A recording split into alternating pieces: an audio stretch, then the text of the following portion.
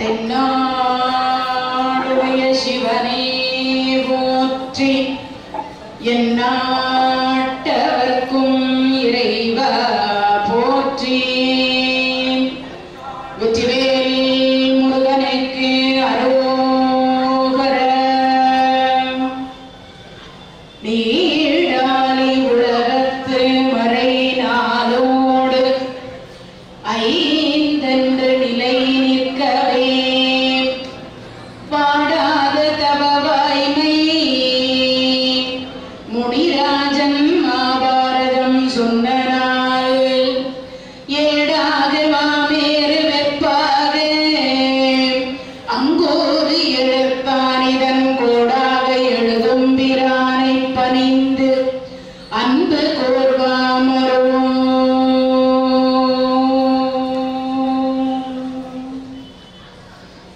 எல்லாம் வல்ல முழுமுதற் கடவுள் விநாயக பெருமானை பணிந்து எல்லாம் வல்ல வெற்றிவேல் முருகப்பெருமானுடைய திருவடியை வணங்கி அருள்மிகு சொர்ணாம்பிகை உடனிய காரணேஸ்வரர் ஆலயத்தில் மார்கழி மாத தொடர் சொற்பொழிவு 27வது ஆண்டு காலம். இன்றைய தினத்தில் அடியேன் பேச இருக்கக்கூடிய தலைப்பு வெள்ளி பாரதம். இன்றைய தினம் 7வது நாள். நாளைக்கு ஒரு நாள் தான் உங்களை நான் பார்ப்பேன். 7 நாள் எப்படி போச்சுன்னு தெரியல. இறைவனுடைய கருணையினால் இந்த சிறப்பு நிகழ்ச்சியை ஏற்பாடு செய்து கொடுத்த ஆலயத்தினுடைய இணை ஆணையர் நிர்வாக அதிகாரி அவர்கள் ராஜா இளம் பெருவழுதி ஐயா அவர்களுக்கும் ஆலயத்தினுடைய சிவாச்சாரியார் ஆலயத்தினுடைய பணியாளர்கள் மற்றும் 27 ஆண்டு காலமாக இந்த மார்கழி மாதத்தினுடைய தொடர் சொற்பொழிவை நடத்தி வரக்கூடிய ஒருங்கிணைப்பாளர் திரு நாகராஜன் ஐயா அவர்களுக்கும் ஆலய உளவார தொண்டு சீர்திருத்த கூட்டத்தினுடைய அடியார் பெருமக்களுக்கும் இன்றைய நிகழ்ச்சியினுடைய உபயதாரருக்கும் அடியனுடைய பணிவான நன்றி கலந்த வணக்கத்துடன் நேற்றைய தினத்தில் பகடை முடிந்து பாண்டவர்களாக இருக்கக்கூடியவர்கள் 12 ஆண்டு கால வனவாசம். 5 ஆண்டு காலம் அர்ஜுன பெருமான் சிவபெருமானை வேண்டி பாசுபதத்தை பெற்றார். 2 முறை குபேரப்பட்டினத்திற்கு பீமசேனராக இருக்கக்கூடியவர் சென்று மலர் பறிக்க சென்று மணிமாறனை வதம் செய்து திரும்பினார். அதற்கு பிறகு தூர்வாச மகரிஷிக்கு உணவு கொடுப்பதற்கு தயக்கம் ஏற்பட்டு இறைவனை அழைத்து இறைவனாக இருக்கக்கூடியவர் ஒரு கீரையும் ஒரு சாதத்தையும் உண்டு அதற்கு பிறகு அந்த தூர்வாசனுடைய பசியை தீர்த்தார்.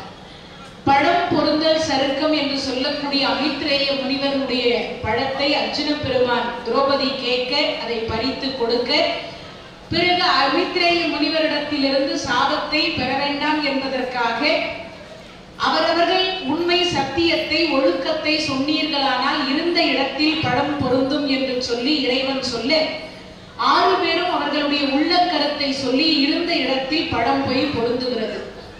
அதற்கு பிறகு விஷ்ணு சித்தர் என்று சொல்லக்கூடியவரிடத்தில் அவருடைய பிள்ளைகள் அணிந்திருக்கக்கூடிய ஆடையை ஒரு மாய மான் என்று சொல்லக்கூடியது திருடி செல்ல பின்னாடியே பாண்டவர்கள் 5 சென்று தண்ணி தாகத்திற்காக நச்சி பொய்கை என்று சொல்லக்கூடிய விஷத்தினுடைய நீரை அருந்தி 4 இறந்துவிட தர்மராஜா மட்டும் உயிருடன் இருக்கின்றார்.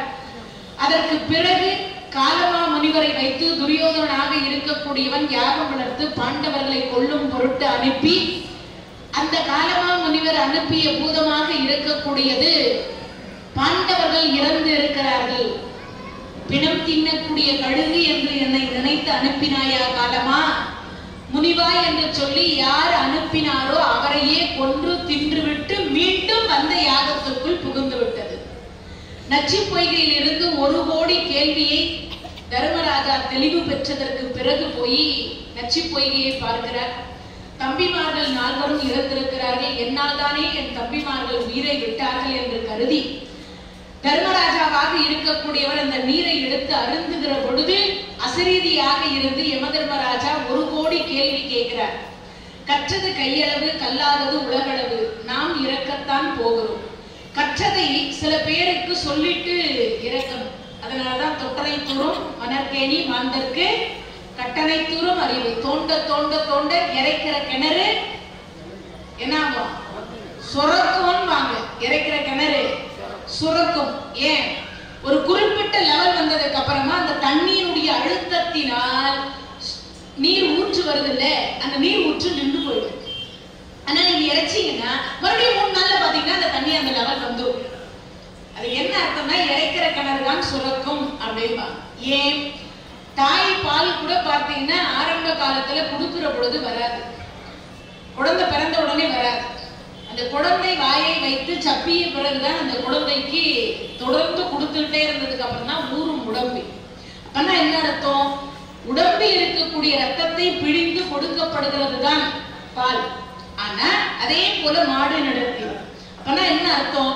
மீண்டும் மீண்டும் நாம் கறக்கதான் என்ன ஆகும்? சுரக்கும் அப்படின்னு சொல்லுவாங்க. அப்பனா கண்டிப்பாக கற்றதை நாம மனதில் வைத்திருந்து ஒண்ணும் இல்லை. ஊதுற சங்க ஊதுவோம், கேட்கிறவங்க கேட்கட்டும், எழுறவங்க எழட்டும், தூங்குறவங்க தூங்கட்டும். நம்ம கையில இல்லை, நம்ம என்ன பண்ண முடியும்? அதாவது அவரவர்கள் அறிவுக்கு ஏற்றார் போல. ஒரு பெரியவருக்கு ஒரு மருந்து தெரியும், பாம்பு கடிக்கு மந்திரம் சொல்லி மருந்து கொடுப்பார். பிள்ளைக்காரன் கேட்டான், அப்பா பாம்பு கடிக்கு உங்களுக்கு கொஞ்சம் வயசாயிடுச்சு, நீங்க எனக்கு அந்த மந்திரமும் அந்த பச்சிலையும் என்னன்னு சொல்லுங்க. போடா, என் குருநாதர் கிட்ட நான் எவ்வளவு கஷ்டப்பட்டு அந்த மந்திரத்தை கத்துக்கிட்டு அந்த பச்சிலையை கண்டுபிடிச்சு கத்துக்கிட்டேன் தெரியுமா? அவ்வளவு எளிதா சொல்லி கொடுக்கல. அவர் பார்த்தா வேற தொழிலுக்கு போயிட்டார். பேர குழந்தை வந்தா, தாத்தா கண்ணு தெரியல, காது கேட்கல, முடியெல்லாம் நினைச்சு போச்சு, ரொம்ப வயதாயிடுச்சு, அதனால எனக்காவது சொல்லி கொடுங்க தாத்தா, நான் 4 பேர் உயிரை காப்பாத்துறேன்னா. அந்த கிழவன் படிச்சது தானே, கற்றது தானே, எப்படியே நாம இன்னும் கொஞ்ச காலத்துல போய் சேரதானே போறோம். அந்த பேரனுக்காவது சொல்லி கொடுக்கணுமா இல்லையா? உங்க அப்பனுக்கே சொல்லி கொடுக்கல, உனக்கு சொல்லி கொடுப்பனா? கடைசியில வெறப்புல நடந்து போகிற பொழுது அந்த கிழவனை பாம்பு தீண்டிடுச்சு. இப்ப யார் மந்திரம் சொல்றது, யார் பச்சில கொடுக்கறது? விதிவசத்தால் கைலாயத்துக்கு போய் சேர்ந்துட்டார். கற்றது கையளவு, கல்லாதது உலகளவு. கற்றதை பிறருக்கு சொல்லணும், நல்லது எது நல்லது பேசுகிற பொழுது இன்னுரை தானே, திருமூலருடைய வாக்கு இல்லையா? அதனால இறைவனுடைய கருணையினால் வெள்ளி பாரதத்தில் நேற்றைய தினத்தில் நச்சு பொய்கையோடு நாம நிறுத்தி வச்சிருக்கோம். இன்றைய தினத்தில் விராட பருவம் கிருஷ்ணன் தூது என்று சொல்லக்கூடிய தலைப்பில் அடியேன் பேசுவதற்கு மேற்கொள்ளுகின்றேன். இறைவனுடைய கருணையினால் விராட பருவம், இது எல்லாம் தெரிஞ்சு வச்சுங்க. எந்த இடத்தில் மழை வரலையோ, எந்த இடத்தில் மழை இல்லையோ, அந்த இடத்தில் ஒரு 10 நாள் விராட பருவம் அப்படின்னு சொல்லக்கூடிய விராட பருவத்தை உட்கார்ந்து படித்தோமானால், ஒரு 10 பேர் 20 பேர் உட்கார்ந்து படிச்சா அந்த இடத்துல சத்தியமா மழை வரும். விராட பருவத்திற்கு அவ்வளவு சிறப்பு, விராட பருவத்திற்கு அவ்வளவு சிறப்பு. அப்பனா யோசிச்சு பாருங்க, விராட பருவம் என்பது எவ்வளவு முக்கியம். ஏன்? விராட பருவத்தில் தான் தர்மராஜா வேஷம் போட்டார். தர்மராஜா வேஷம், பீமசேனர் வேஷம், அதே மாதிரி இருக்கக்கூடிய அனைவருமே வேஷம் போட்டாங்க. 12 வருஷம் முடிவடைகிறது நச்சு பொய்கையில. நடந்ததை தர்மராஜா திரௌபதி இடத்துல வந்து சொன்னார். சுவாமி, என் திருமாங்கல்யம் 5 பேரும் இறந்து போடும். அந்த அம்மா அழுதா தொழுதா, அம்மா நாங்க தான் உயிரோட வந்துட்டோமே, ஏன் கவலைப்படுறேன்? சரி, அதற்கு பிறகு 12 வருஷம் முடிஞ்சு போச்சு. இப்போ 1 ஆண்டு கால அஞ்ஞாதவாசத்தை கழிக்கணும். எந்த நாடு சிறப்பான நாடுன்னு யோசிச்சாங்க. விராட நாடு என்று சொல்லக்கூடிய மச்ச நாடு. அங்க சேல் மீன் வாழ்தான். அப்படின்னா என்ன அர்த்தம்? அங்க இருக்கிறவங்க எல்லாம் சைவர்கள்னு அர்த்தம். மீன் உயிரோட வாழுது நிலத்துலன்னாக்கா அப்ப அங்க இருக்கிறவங்க எல்லாம் என்ன? சைவர்கள். வேற மாதிரி ஆனா என்ன ஆகும்? வயிற்றுல வாழும், வேற ஒண்ணும் நிலத்தா வாழ்றது வயிற்றுல வாழணும்னு அர்த்தம், வேற என்ன? அப்போ சேல் மீன் வாழுதா. அந்த நாட்டுக்கே பேர் மச்ச நாடுன்னு அர்த்தம், விராட நாடுன்னு அர்த்தம். மாதம் மும்மாறி மழை பெய்யுமா, 1 to 9 வரைக்கும் காயுமா. 10ஆம் தேதி பெய்யும், 11 to 19 வரைக்கும் காயும், 20ஆம் தேதி பெய்யும், 21 to 29 வரைக்கும் காயும், 30ஆம் தேதி பெய்யும். நான் இப்படி கதை சொல்லிட்டு இருந்தேன். ஒருத்தர் கேட்டார், பிப்ரவரியில 28 தான் வருது, அப்ப எப்படி பெய்யும்? அவ்வளோ அறிவாளி ஞானி. ஏன் 1 to 8 வரைக்கும் 7 வரைக்கும் காஞ்சிச்சு, 8ஆம் தேதி பெய்யாதா? மாதம் மும்மாறி. ஏன் 3 பிரிவா பிரிக்கிறதுக்கு கடவுளுக்கு தெரியாதா? பிப்ரவரிக்கு 28ன்னு கொடுத்தவருக்கு அது 3ஆ பிரிச்சு தெரியாதா? 1 to 7ஆம் தேதி வரைக்கும் காயுது, 8ஆம் தேதி பெய்யுது, மறுபடியும் 11 to 17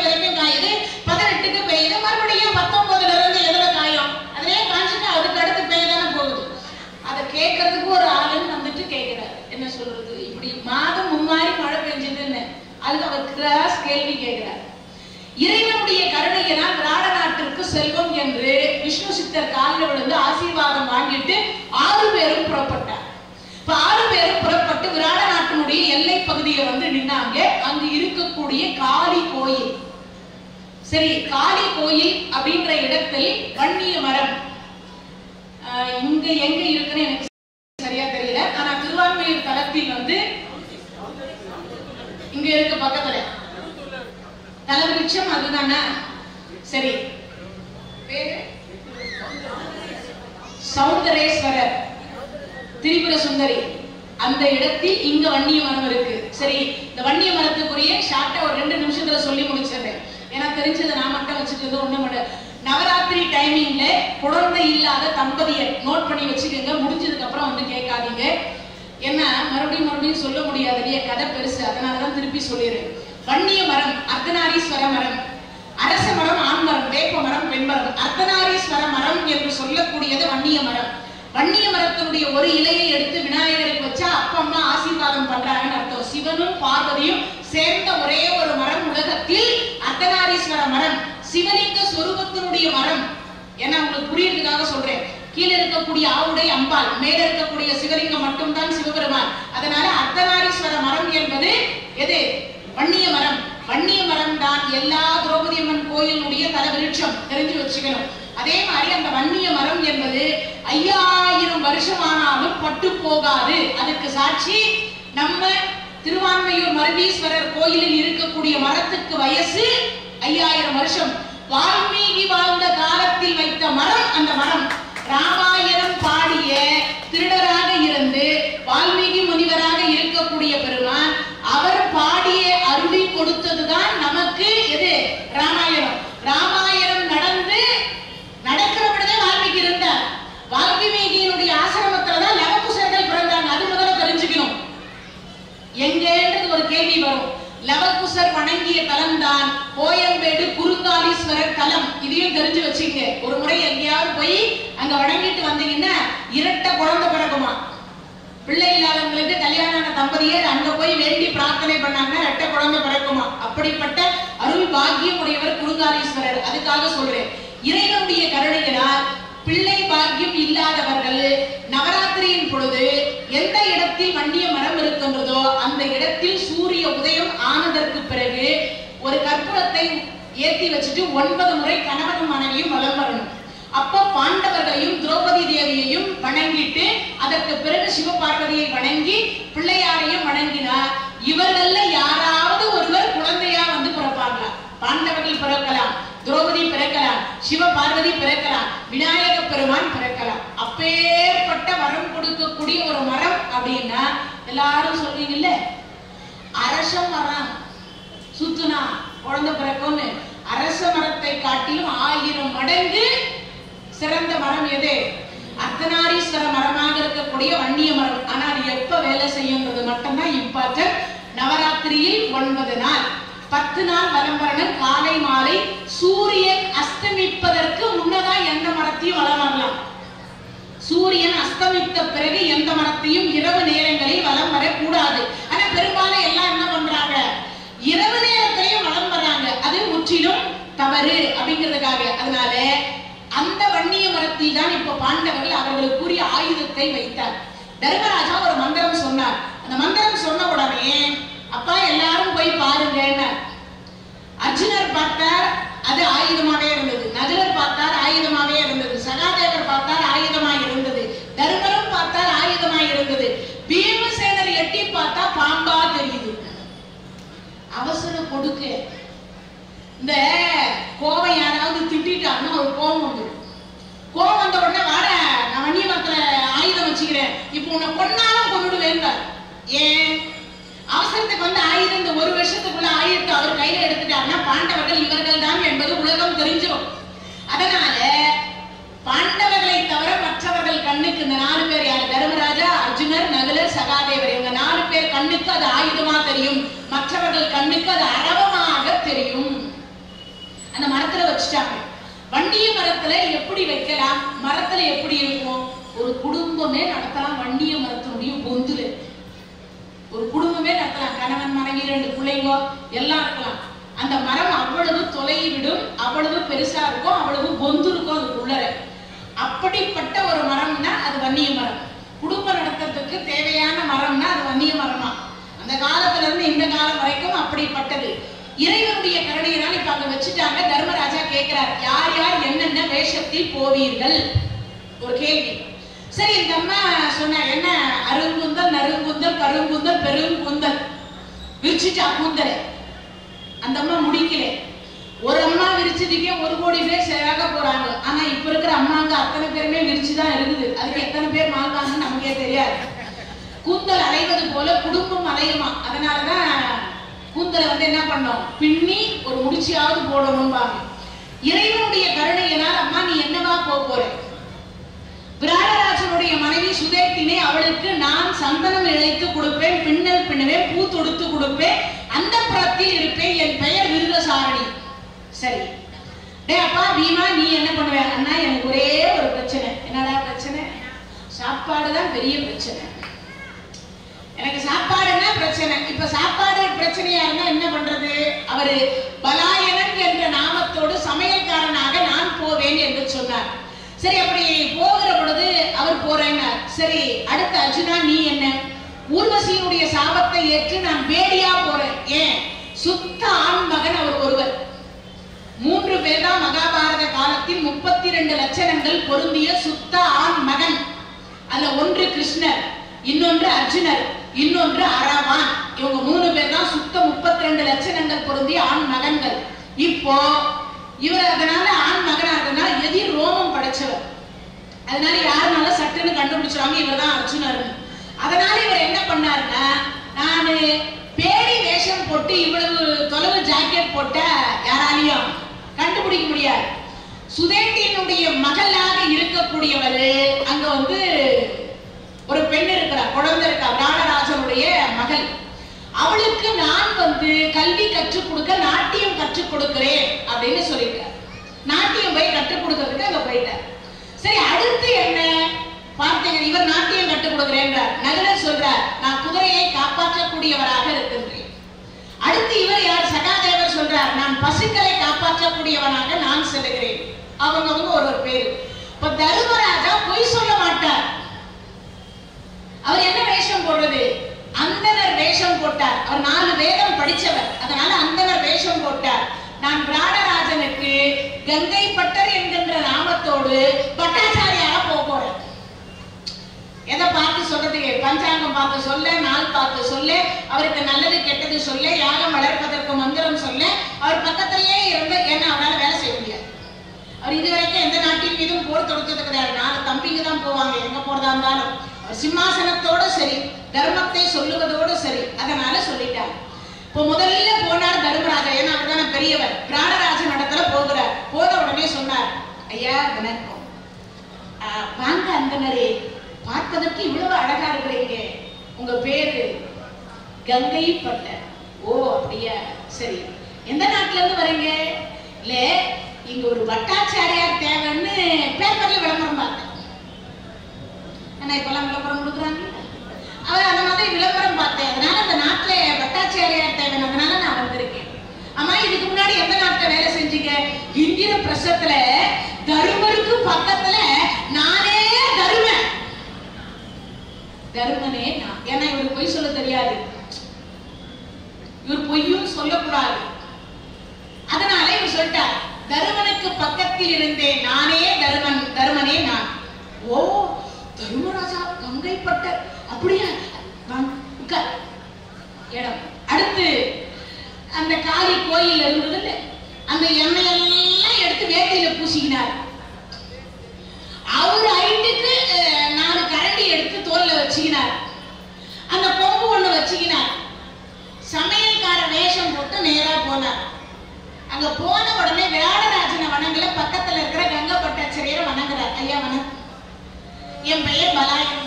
அப்படியாச்சு, நீங்க சமையல்காரர் தேவைப்பட்டதுன்னு சொன்னாங்க, அதனால வந்தேங்க.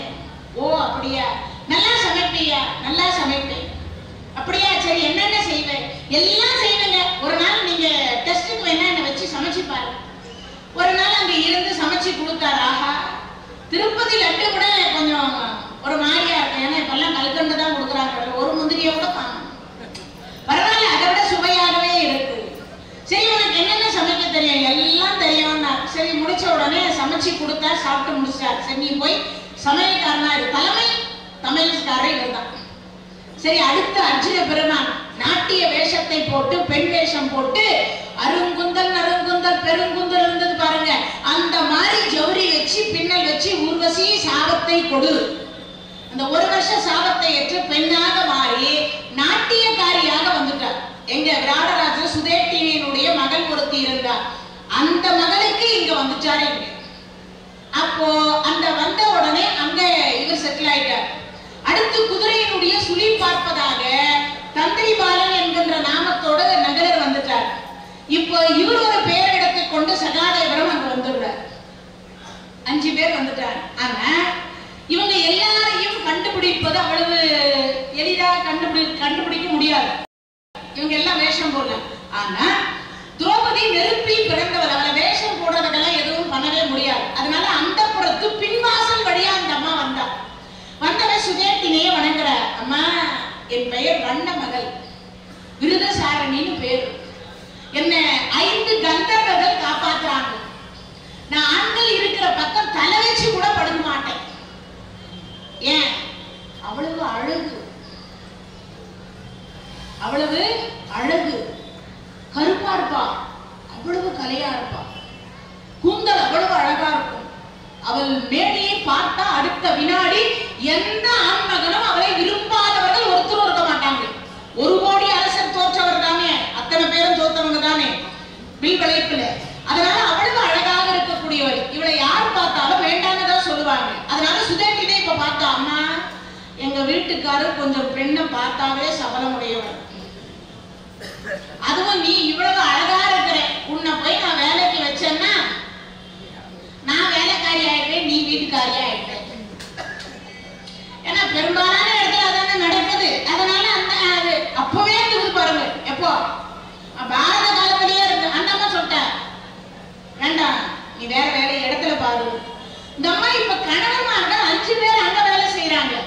இந்த அம்மா வேற எங்கேயும் போக முடியாது. அதனால பார்த்தா, அம்மா, ஆண்கள் இருக்கக்கூடிய பக்கம் நான் தலை வச்சு படுக்க மாட்டேன். ஆண்கள் இருக்கக்கூடிய இடத்திற்கு நான் வேலைக்கு போக மாட்டேன். உங்க இடத்தில் வேலை செய்வேன். பெண்கள் இருக்கக்கூடிய இடத்தில் இருப்பேன். எனக்கு 5 கந்தர்வர்கள் இருக்கிறார்கள், என்னை காப்பாற்றி கொண்டிருக்கின்றார்கள். ஏதோ விதிவசத்தால் சில நாள் உங்களிடத்தில் வந்து நான் வேலை செய்வதற்காக வந்திருக்கிறேன்.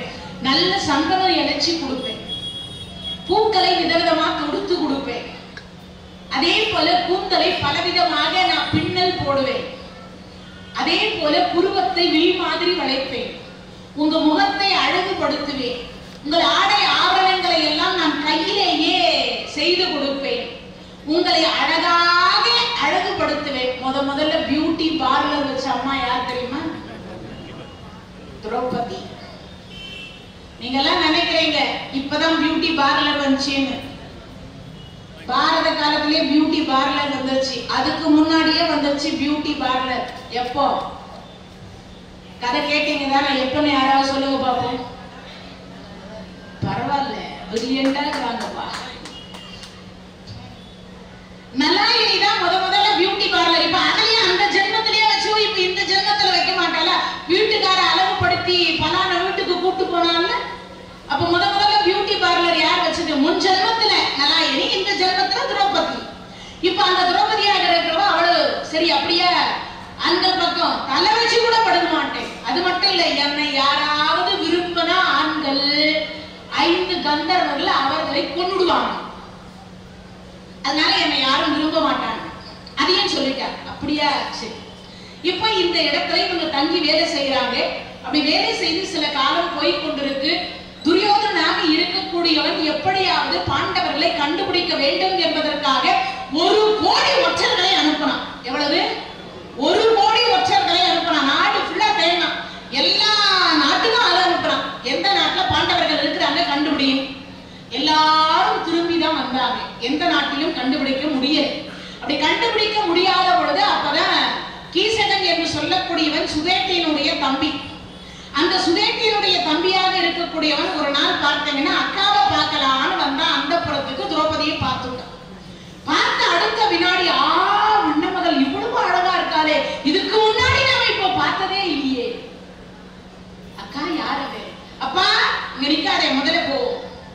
அவள் 5 கந்தர்வர்கள் காப்பாத்துறாங்க. அவரை விரும்பினா உனக்கு மரணம் நிச்சயம். முதல்ல இருந்து போ, நான் வர உன் இடத்துக்கு சொல்லி அனுப்பிச்சிட்டா. ஆனா இவன் போனவன் மன்னமகளே மன்னமகளே மன்னமகளே மன்னமகளே, காதல் ஜுரம் வந்துச்சு. சந்தனத்தை வேலைக்காரிங்க இழைச்சி இப்படி பூசினா அப்படியே கொட்டுதான். அவ்வளவு உடம்பு கொதிக்குதான். அக்காக்காரி இடத்துல இந்த வேலை செய்யற வேலைக்காரிங்க வந்து சொன்னாங்க, உங்க தம்பி செத்துடுவார் போல இருக்குது, இந்த பெண் இல்லைன்னா உங்க தம்பி செத்துடுவார் போல இருக்குன்னு. சரி ஆசைப்பட்டுட்டா, ஒரு நாள் செத்தாலும் பரவாயில்ல அனுபவிச்சுட்டு சாப்பிட்டு. இப்போ நிறைய பேரு இருக்கிற வரைக்கும் என்னத்தை கொண்டு போக போறோம், நல்லா சாப்பிட்டு சாப்பிட்டு தூங்கி தூங்கி எழுந்து அனுபவிச்சுட்டு சாவமே. கடவுள் கொடுத்ததே மனித பிறவி எதுக்கு? அனுபவிச்சுட்டு சாவறதுக்கு தான். அதனால நல்ல சாப்பிடலாம், நல்ல அனுபவம். அதுக்கு வேற ஒரு பழமொழி என்னது, கலவையும் கலவையும் கற்று மர, எல்லாத்தையும் கத்துக்கணும் மறந்து போயிடணும். அது சொல்லி வச்சுக்கிறாங்க. கலவையும் கற்று மரம்னா என்னது? கல்வி என்று சொல்லக்கூடிய அனைத்து விதமான பாடத்தையும் கற்று மறக்க வேண்டியதை மறந்த. ஏன்னா இப்ப இதுல படிக்கிறோம், துரியோதனுடைய குணங்கள் என்னவா இருக்குன்னு தெரியும். ஆனா நம்மள துரியோதனாக ஆகணும்னு சிந்திக்க கூடாது. என்னவா சிந்திக்கணும்? தருமராக வாழணும்னு சிந்திக்கணும். அதனால மறக்கக்கூடியவற்றை மறந்து விடு. எதை நினைவுல வச்சுக்கணுமோ அதெல்லாம் வச்சுக்கோ. வாழ்க்கைக்கு எதெல்லாம் பயனுள்ளதோ அதெல்லாம் நினைவுல வச்சுக்கோன்னு அர்த்தம். இறைவனுடைய கருணையினால் இப்போ சுதேந்தினை பார்த்தா, சந்தன மாலையை கையில கொடுத்து இதை கொண்டு போய் என் தம்பி கிட்ட கொடுத்துட்டு வான்னு அனுப்பிச்சிட்டான். இங்க இருந்து அந்த மாலையை கொண்டு போனா என்ன நடக்குமோ தெரியல. இப்ப 5 பேரையும் கூப்பிட முடியாது, கடவுளையும் கூப்பிட முடியாது. கேட்கணும் நல்லா கதையை. கடவுளையும் கூப்பிட, ஏன்னா கடவுளை கூப்பிட்டா இவதான் திரௌபதினு உலகத்துக்கு தெரிஞ்சிடும். அவளையும் கூப்பிட முடியாது.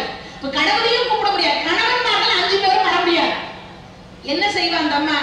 சூரிய பகவான் கிட்ட தன் கற்பை ஒப்படைச்சா, நீ இருப்பது நிஜமானால் இதுவரைக்கும் நான் கற்பு நெறி தவறாத ஒவ்வொரு ஆண்டு காலமும் என் கணவர் 5 பேர் தான். ஆனால் ஒருவரிடத்தில் போவதற்கு முன்னாடி நான் நெருப்புல இறங்கி மீண்டும் கன்னியாகித்தான் என் கணவரிடத்தில் போகிறேன். அப்படிப்பட்ட மகா மகா பதிவிரதையாக இருப்பேனே. ஆனால் சூரிய தேவா உன்னிடத்தில் என்னை ஒப்படைக்கின்றேன், காப்பது நீ கடன். ஏன் நான் போறது காமுகன் கிட்ட போறேன். இப்ப ஏன் இவளுக்கு இப்படி ஒரு சூழ்நிலை வந்ததுன்னு யாருக்காவது புரிஞ்சு கதை கேட்டீங்க இல்லையா? இவளுக்கு இப்படி ஒரு சூழ்நிலை ஏன் வந்ததுன்னு நான் முன்னையே சொன்னேன். தெய்வமே ஆனாலும் தான் செய்யக்கூடிய தவறுக்கு தண்டனை நிச்சயம்.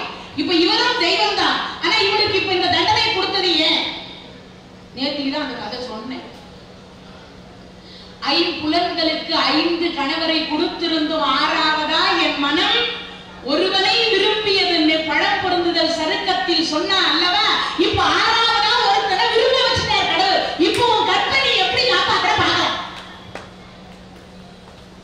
அவ வாயால அவ சொன்னாங்க, அதுக்காக கொடுத்த தண்டனை இந்த தண்டனை, வேற ஒண்ணும் இல்ல. ஏன் 5 கணவர் முன்னாடி அந்த வார்த்தையை அவ சொன்னா. கணவர் இல்லாதிருக்கும் போது சொல்லி இருந்தா பரவாயில்ல, கணவர் இருக்கின்ற பொழுது அந்த வார்த்தையை சொன்னா இல்லையா? அதனால் அதற்குரிய தண்டனை உனக்கு நீ அனுபவிச்சு ஆகணும். ஏன்? மகானகா பதிகிறது, கல்யாணம் ஆயிட்டது, இப்ப 6வதா ஒருத்த உன்னை விரும்புறான்னு சொன்ன அந்த காது எப்படி வலிக்கும் என்பதை நீ தெரிஞ்சுக்கணும். ஏன்? கணவன்மார்கள் காது வலிச்சிருக்கும்ல, மனம் வலித்திருக்கும்ல, அந்த மனத்தினுடைய வேதனையை நீ அனுபவிக்கணும். இப்போ அதுக்காக கொடுத்த தண்டனை தான் இப்ப இந்த தண்டனை. இப்ப இங்கிருந்து சந்திரமாலையை கொண்டு போறா. மன்னமகளே வந்துட்டியா, என் உயிரை காப்பாத்த வந்துட்டியா? அவன் சொல்றான், பருக உன் இதழ் கொடுன்றான். பருகுவதற்கு உன் இதழை கொடு. நீதான் என் உயிர், நீதான் என் உடம்பு, நீதான் என் குலதெய்வம், என்னை வாழ வைக்க வந்த தெய்வமே, உன் இதழை கொடு, நான் முத்தம் கொடுக்குறேன்றான். என்ன செய்வாய்?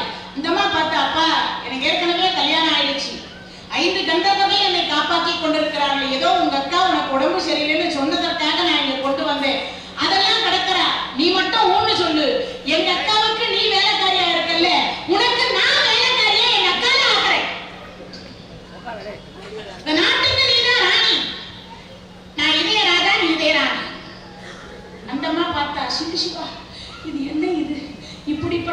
வார்த்தையை கேட்பதற்காகவா என்னை இங்கு அனுப்பினீர்கள்? சரி, என்ன செய்வது, இந்த ஒரு வருஷத்தை எப்படியாவது கழிச்சு ஆகணுமே. இந்த அம்மா பார்த்தா இங்க நின்று கொண்டிருந்தால் வேலைக்காவதுன்னு அப்படி ஒரு 2 அடி எடுத்து வச்சா அவன் தொட போனான். இந்த அம்மா ஏன்னா இப்ப வேற எங்கேயும் காப்பாத்துறது இல்ல, சட்டசபை என்று சொல்லக்கூடிய மந்திரிமார்கள் எல்லாரும் அமர்ந்திருக்கக்கூடிய அரசவைக்கு அவன் ஓட ஆரம்பிச்சான். பின்னாடியே இவனும் தொடுவதற்கு துரத்தி கொண்டே போகிறான். விதி வசம் என்னை இங்கேயும் விடவில்லையா? ஒரு அழகாக பிறந்தது என் தப்பா? 5 கணவரை அடைந்தது என் தப்பா? விதிவசத்தால் எனக்கு இன்னமும் என் விதி என்னை துரத்தி கொண்டே இருக்கேன். இறைவனா, சூரிய தேவா, உன்னிடத்தில் என் மானத்தை ஒப்படைத்தேன், காப்பாற்றாமல் வேடிக்கை பார்க்கிறாயே என்று மனதில் வேண்டி பிரார்த்தனை செய்து கொண்டே போனார். கிங்கரன் என்று சொல்லக்கூடிய சூரியனுடைய வேலைக்காரர், சூரியனுக்கு வேலைக்காரர் கிங்கரன் பேர் அவருக்கு. அவர் வந்தார், பலான்னு உன்னை அவன் கண்ணத்துல விட்டு தூக்கி அப்படி அடிச்சார். அடுத்தவர் மனைவியை தொடுவது பாவம், அடுத்தவர் மனைவியை தொடுவது பாவம் அப்படின்னு தூக்கி அடிச்சார். அந்த சபையில யார் இருக்கிறார்? கங்கை பட்டராக இருக்கக்கூடிய தர்மராஜா இருக்கிறார், ராணராஜன் இருக்கிறார், எல்லாரும் இந்த அம்மா அழுது தொடுறா. இப்படி இங்க வந்தும் என்னை விதி என்னை துரத்தி கொண்டே இருக்கு. அன்னைக்கு சந்திராஷ்டமா அந்த அம்மாவும் யாருக்கு? திரௌபதி. சரி, என்ன பண்றது, அங்கிருந்து அங்க அழுதுகிட்டே வந்துட்டா. வந்த உடனே அம்மா கண்டிப்பாக நல்லது நடக்கும் அப்படின்னு கங்கை பற்றாருக்கு சொல்லிட்டார். அந்த நேரம் பார்த்து பீமசேனர் அங்க வந்தவர் என்ன பண்ணார்? பச்சை மரத்தை புடுங்குறார். யார் அடிக்கிறதுக்கு? இந்த கீசனை அடிக்கிறதுக்கு. புடுங்கிய உடனே கங்கை பற்று பார்த்தார, இவனுக்கு இதுக்காகவே நான் ஆயுதத்தை வச்சு மந்திரத்தை வேற சொன்னேன், இவன் இங்கேயும் இவன் வேலையை காட்டுறானே, பச்சை மரத்தை அப்படியே வேரோட புளிய மரத்தை புடுங்குறானே. அப்பா சமையல்காரா பலாயனா, இது சமையலுக்கு பயன்படாதுடாப்பா, பச்சை மரம். அப்பனா என்ன அர்த்தம்? இன்னும் அந்நியாத வாசம் முடியலடாப்பா, உன் வேஷத்தை கழிச்சுடாதே அப்படின்றார். இது பச்சை மரம் சமையலுக்கு பயன்படாது அப்படின்றார். அப்பனா என்ன அர்த்தம்? இப்போ இந்த வேலை வச்சுக்காத, ராத்திரில வேணா வச்சுக்கோ. அதுக்கு அர்த்தம் அவனுக்கு புரிஞ்சிச்சு. சரின்னு போகப்ப புடுங்கிய மரத்தை அப்படி போட்டு அவர் போயிட்டார். இந்த அம்மா எல்லா வேலையும் முடிச்சுட்டு கடைசியா ராத்திரி 12 மணி யாருகிட்ட சொன்னா நம்ம பிரச்சனை தீரும்னு நேரா சமையல்காரனா இருக்கக்கூடிய பீமசேனர் கிட்ட போனான். போய் அந்த அம்மா சொல்றா, சுவாமி என்னை இங்கேயும் என் விதி விட்டு வைக்க மாட்டேன். ஏற்கனவே ஒருத்தன் என்னை படாத பாடுபடுத்தினான், அப்பயும் சும்மா இருந்தீங்க, இப்பயும் 5 பேர் இங்க நடந்தும் நீங்க சும்மா தான் இருக்கிறீங்க. ஒருத்தர் என்னன்னா பூணூலை போட்டுக்கிட்டு அந்த வேஷம் போட்டு என்னை தொடர்ந்துட்டு அவன் துரத்தி கொண்டு வரான். அவர் பாட்டுக்கு சிவனேன்னு உட்கார்ந்துக்கிறார். யாரு வந்து தர்மர். ஒருத்தர் என்னன்னா அருமாங்கரையில இருக்கிற வேட்டியை எடுத்து இடுப்புல கொடுத்துக்கிட்டு ஒரு கரண்டியும் அதை வச்சுக்கிட்டு சமையல்கார வேஷம் போட்டு சாப்பாடு போதும்ட்டு வந்து உட்கார்ந்துக்கிறார். இன்னொருத்தர் என்னன்னா எனக்கும் அவருக்கும் சம்பந்தமே இல்லாம ஜவுளி வச்சு பின்னல் போட்டு 4 முழம் முல்லை, 4 முளை மல்லி, 4 முளை ஜாதி, 4 முளை கனகாமரம் இருக்கிற அத்தனை மலரையும் வச்சு சைட்ல வேற ஒரு ரோஸ் வச்சுட்டு உட்கார்ந்துருக்காரு. யாரு? அர்ஜுன பெருமாள். இன்னொருத்தர் என்னன்னா அவர் பொண்டாட்டி சுழியே அவரால் பார்க்க முடியல, குதிரைக்கு சுழி பார்க்கணும் போய் உட்கார்ந்துருக்கார். இன்னொருத்தர் என்னன்னா அவர் பொண்டாட்டியே மேய்க்க முடியல, பசுமாட மேய்க்கிறேன்னு போய்க்கிறார். என் கதை பார்த்தீங்களா எப்படி எல்லாம்? சுவாமி, மீண்டும் அவன் எனக்கு துன்பம் தந்தால் எந்த நெருப்பில் வந்தேனோ அதே நெருப்பில் மீண்டும் நான் புகுந்து விடுவேன். இனியும் என்னால் தாங்க முடியாது. ஒன்று நான் இறந்து விட வேண்டும், இல்லை என் மானம் காப்பாற்றப்பட வேண்டும். அம்மா திரௌபதி, நீ ஒன்னும் கவலைப்படாத, நான் இருக்கும்போது உனக்கு ஏன் கவலை? அப்பவே அண்ணா சொல்லி இருந்தால்தான் அந்த துச்சாதனை அன்னைக்கே அவன் உதிரத்தை குடிச்சு இருப்பேன். அண்ணாவிற்காக நான் பார்த்து கொண்டு தலை குனிந்து அமர்ந்திருந்தேன். இங்கு அண்ணாவை முகத்தை மட்டுமில்லை, யார் முகத்தையும் பார்க்க மாட்டேன். இனி அவனுக்கு தொந்தரவு இருக்காது. ஆனா ஒன்னொன்னு, என்னது? நான் சொல்ற மாதிரி நீ சொல்லு. என்ன சுவாமி சொல்லு? இது சொல்லுவதற்கு கொஞ்சம் உனக்கு வேதனையாகத்தான் இருக்கும். இருந்தாலும் முதலிலேயே நான் உன்னிடத்தில் மன்னிப்பு கேட்டுக் கொள்கிறேன். என்ன சுவாமி அப்படி சொல்ல போகிறீர்கள்? ஒண்ணுமில்லை, ஒரு கணவனாக இருந்து நான் அந்த வார்த்தை சொல்லக்கூடாது, இருந்தாலும் சொல்ல வேண்டிய சூழ்நிலை, அதனால் சொல்லுகிறேன் அப்படின்னு. யாரு? பீமசேனர். என்ன சுவாமி அப்படிப்பட்ட வார்த்தை? ஒண்ணும் இல்ல, நாளை இரவு 12 மணிக்கு ஒண்ணும் இல்ல இல்ல சொல்லுங்க சுவாமியே. இல்ல அத சொன்னா நீ மீண்டும் கேட்டுக்கிறேன், இந்த வார்த்தையை நான் சொல்லக்கூடாது, ஒரு கணவனா இருந்தாலும் மீண்டும் சொல்றேன், என்னை மன்னிச்சிரு. ஏன் சுவாமி என்னிடத்தில் போய் மன்னிப்பு கேட்கிறீர்கள்? இல்லை, இந்த வார்த்தை கணவனா இருந்து சொல்லக்கூடாது, இருந்தாலும் சூழ்நிலை அதனால் சொல்லுகிறேன். என்ன சுவாமி அப்படிப்பட்ட வார்த்தை? நீ விரும்புவதாக சொல்லி அவன் 12 மணிக்கு சொல்ல அந்த புறத்து சிவசிவா நானா அவனையா விரும்புவதாக என் வாயினால் சுவாமி நான் மறுத்து இறந்து போனாலும் போவேன், நான் சொல்ல மாட்டேன். அம்மா, நெருப்புன்னா சுடவா போகுது? பேச்சுக்கு நெருப்புன்னு நம்ம வாயில சொல்றோம், அது என்ன சுடவா போகிறது? நீ அவனை விரும்புகின்றாய் என்பதை ஒரு எதுக்காக, அவனை வரவழைக்க நோக்கத்திற்காக சொல்லக்கூடிய வார்த்தை. நான் விரும்பு என்று ஒண்ணு பண்ண சொல்லலே சுவாமி. 5 கணவராக இருந்தும் 5வரில் ஒருவராக இருந்தும் அடுத்த ஒரு ஆடவனை மனைவி விரும்பினேன் என்று உங்கள் திருவாயினால் சொல்ல சொல்லி நானும் அதை சொல்ல வேண்டுமா சுவாமி? இப்பதான் தெரிகிறது. என்னமா தெரியும்? இல்ல, பழம் பொருந்துதல் சருக்கத்தில் நான் ஒரு வார்த்தை சொன்னேன் அல்லவா? இறைவன் என்னை அந்த வார்த்தைக்காக என் கணவருடைய திருவாயினால் இன்னொரு ஆடவனை நீ விரும்புவதாக சொல் என்று சொல்லி அவரே சொல்லிக் கொடுத்தவனை இன்னொரு ஆடவரிடத்தில் அனுப்புகிறாரே, இதுதானே விதி என்று சொல்லுவது. அம்மா, விதியை வென்றவர் ஒருவரும் இல்லை. நீ சொல், உன்னுடைய நன்மைக்காக மட்டும் இல்லை, இந்த அஞ்ஞான வாசத்தை கழிக்கக்கூடிய நன்மைக்காகவும் சொல்லுகிறேன். சரி, தம்மா போனா, வேலையெல்லாம் முடிஞ்சது, ராத்திரி 10 மணி ஆச்சு. இவன் இருக்கக்கூடிய இடத்துக்கு, கீசகன் இருக்கிற இடத்துக்கு இந்த அம்மா போறா. நடுங்கி, எப்படி நடுங்கிட்டு போறா, அப்படி நடுங்கிட்டு போறா. மணமகளே, நேற்று என்னமோ சொன்னேன், இன்னைக்கு என்னமோ வந்து நிக்கிறேன், என் மேல உனக்கு அவ்வளவு விருப்பமா? அந்த அம்மா சொன்னா, இல்ல அவ விருப்பம்னாலாம் எதுவும் சொல்லல, நீங்க இரவு 12 மணிக்கு அந்த புறத்துக்கு வாங்க, உங்க கதை முடிஞ்சிடும்.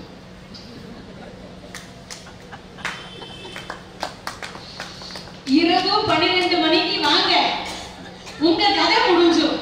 இது சொல்லியாச்சு. நேரா பீமசேனர் கிட்ட போலாம். திரௌபதி என்ன விருந்தையில வந்திருக்க சுவாமி? நேற்றைக்கு நான் தான் சொல்லி அனுப்பினேனே, என்னன்னு ஒரு 10 புடவைய ஒன்னா ஜாயின் பண்ணிக்கோ. சரிங்க சுவாமி. இன்னும் மணி 1 மணி நேரம் தான் இருக்கு. சரிங்க சுவாமி. அப்புறம் ஒரு 10 ஜவுளிய ஒன்னா ஜாயின் பண்ணிக்கோ. சரிங்க சுவாமி. என் கை பாத்தியா? ஆமா, இதே மாதிரி ஒரு 4 டசன் மலையில இங்க இருந்து இங்க வரைக்கும், இங்க இருந்து இங்க வரைக்கும். மல்லியில ஒரு 40 முழம், ஜாதியில ஒரு 40 முழம், முல்லையில ஒரு 40 முழம். அப்புறமா இந்த கஸ்தூரி, கோரோஜனம், சந்தனம் இதெல்லாம் நல்ல வாசனையா. என்ன சமையல் கட்டிலே இருக்கிறன்னா கொஞ்சம் ஒரு மாதிரியா இருக்கும்ல, அதுக்காக இதெல்லாம் எடுத்துக்கிட்டு அதுக்கப்புறமா நல்ல ஜிமிக்கி, அதே மாதிரி நல்ல ஜன்னல் வச்சு ஜாக்கெட்டா பார்த்து தச்சிட்டு வா. காத்து போனோம் இல்லையா, அதுக்காக தான் இதெல்லாம் நீ எடுத்துட்டு சீக்கிரமா வந்துடும். இந்த அம்மா போனா, ஏன்னா ஏற்கனவே இருக்கிறது பியூட்டி பார்லர் இல்லையா, அங்க இருக்கிறதெல்லாம் எடுத்து என்னென்னமோ, ஏன்னா உடம்பு அவ்வளவு புதுசு. 10 புடவை ஜாயின் பண்ணா, எல்லாம் பண்ணி முடிச்சு நேரா வந்தா. சுதேவி போன ஜென்மத்துல எப்படி மௌகல்யரை அலங்காரம் பண்ணாலோ, இப்போ சுதேவியை எப்படி அலங்காரம் பண்ணிக்கிட்டு இருக்காளோ, அது மாதிரி பீமசேனரை உட்கார வச்சு தலைவாரி ஜட பின்னி ஜவுரி வச்சு அதுக்கு மேல இத்தனை போல பூவையும் தொங்க விட்டு புடவை கட்டி எல்லாம் பண்ணிட்டு வளையல் போட்டு விட்டுட்டு இப்ப திரௌபதி இடத்துல பீமசேனர் கேட்கிறார், திரௌபதி நான் அழகா இருக்கேனா? பீமசேனர் கேட்டாரா, ஐயோ என் கண்ணே பட்டுடும் போல இருக்கு சுவாமின்னு ஒரு திருஷ்டி பொட்டியும் வச்சுட்டு, அம்மா நீ போய் தூண் மரப்பில் நில், அவன் வருவான், நேரமாகி விட்டதுன்னு அந்த புறத்துக்கு போய் ஒரு தூண் மரப்பில் திரௌபதி நின்று கொண்டார். இந்த அம்மா அங்க நிக்கிறார். யாரு? பீமசேனர் சொல்லக்கூடிய சமையல்கார பலாயனன் அங்க நிக்கிறான். நின்று அடுத்த வினாடிகள் போறான். யாரு? கீசகம் போறான். போனவன் பார்த்த உடனே, மணமகளே என் மேல எவ்வளவு உனக்கு ஆசை, இந்த ஆசை இருக்க போய் தானே எனக்கு முன்னாடி வந்து நீ காத்துட்டு இருக்கேன். ஆமா, நேத்தைக்கு பார்த்தா ஒல்லியா இருந்த, இப்ப பார்த்தா ஒருவேளை என் மேல உள்ள ஆசையினால கொஞ்சம் உடம்பு பிடிச்ச மாதிரி தெரியுது. ஆமா, எவ்வளவு நேரம் தான் நான் உன் பின்னலகையே பாக்குறது, கொஞ்சம் முன்னலகை காட்டேன். இவர் சொல்றாரு, யாரு? பீமசேனர். நான் முன்னலகை காட்டினா உனக்கு ஹார்ட் அட்டாக் வந்துடும். என்ன வந்துடும்? ஹார்ட் அட்டாக் வந்துடும் அப்படின்னா. சரி, இந்த கை இருக்கே வாழைத்தண்டு மாதிரி வளவலா வளவலான்னு இருக்கும். அப்போ இப்ப பார்த்தா சொரசொரா சொரசொரா இருக்கும். அவங்க கை எப்படி இருக்கும்? அப்படித்தானே இருக்கும். இல்ல, பெண்களுக்கு சொல்லுவாங்க வாழைத்தண்டு மாதிரி வளவலான்னு இருக்கும்னு. ஆனா உன் கை சொரசொரான்னு இருக்கே, அதுவா? நீங்க தொட்ட உடனே எனக்கு கூச்சம், அதான் சொரசொரான்னு ஆயிடுச்சு. இவர் பேச அவர் பேச அவர் பேச இவர் பேச நேரம் போயிட்டே இருந்தது. விடிய காலை 4:30 மணி ஆயிடுச்சு. இந்த அம்மா திரௌபதி அம்மா பார்த்தா, எவ்வளவு நேரம் தான் இன்னும் பேசிக்கிட்டே இருப்பீங்கன்னு அங்கிருந்து ஒரு சிக்னலை கொடுத்த உடனே, அப்படியா நான் இப்படி திரும்பி பார்க்கணும் திரும்பி காண்பித்தார்.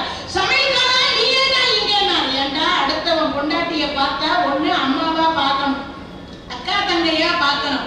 ஏற்கனவே அவருக்கு கல்யாணம் ஆகிருக்குன்னு சொல்லி இருந்தோம், அவளை விரும்புகின்றாயே நீ எல்லாம் ஒரு ஆண்மகனா என்று மிதி மிதி மிதின்னு மிதிச்சு அவர் கையாலேயே அடிச்சு கடைசியில கொன்று மிதிச்சு போட்டார்.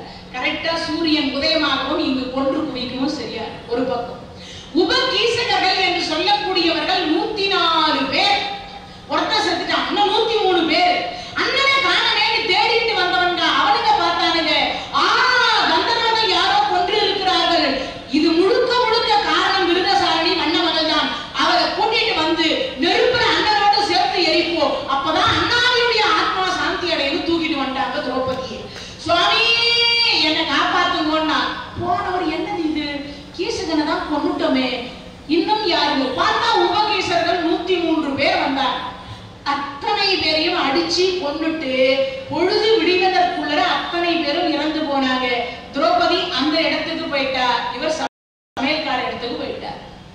இப்ப இந்த விஷயம் ஒரு ஒற்றன் மூலியமாக நேரா அப்பதான் பீஷ்மர் கிட்ட துரியோதனன் கேட்கிறார், தாத்தா 13வது ஆண்டு காலத்தில் பாண்டவர்கள் கழித்துக் கொண்டிருக்கிறார்கள், அந்நியாத வாசத்தை கழித்துக் கொண்டிருக்கிறார்கள். அந்த அந்நியாத வாசத்தில் அவர்களை கண்டுபிடிச்சுட்டா மீண்டும் 12 வருஷம் போய் விடுவார்கள். அதனால தாத்தா பாண்டவர்களை என்னால கண்டுபிடிக்க முடியவில்லையே தாத்தா, இன்னும் சில நாட்களே உள்ளன, அந்நியாத வாசம் முடிந்தது. அப்போ பீஷ்மர் சொன்னார், அப்பா நீ எனக்கு எப்படியோ அவர்களும் அப்படிதான். ஆனா பாண்டவர்கள் இருக்கக்கூடிய நாட்டுல தர்மம் நிலைத்திருக்கும், யாகம் நடந்து கொண்டிருக்கும், கும்பாபிஷேகம் நடந்து கொண்டிருக்கும், கோயில் வேலைப்பாடு நடந்து கொண்டிருக்கும். அதை விட இன்னொன்று, எங்கு தர்மம் இருக்கின்றாலோ அங்கு மாதம் மும்மாறி மழை பெய்யும்.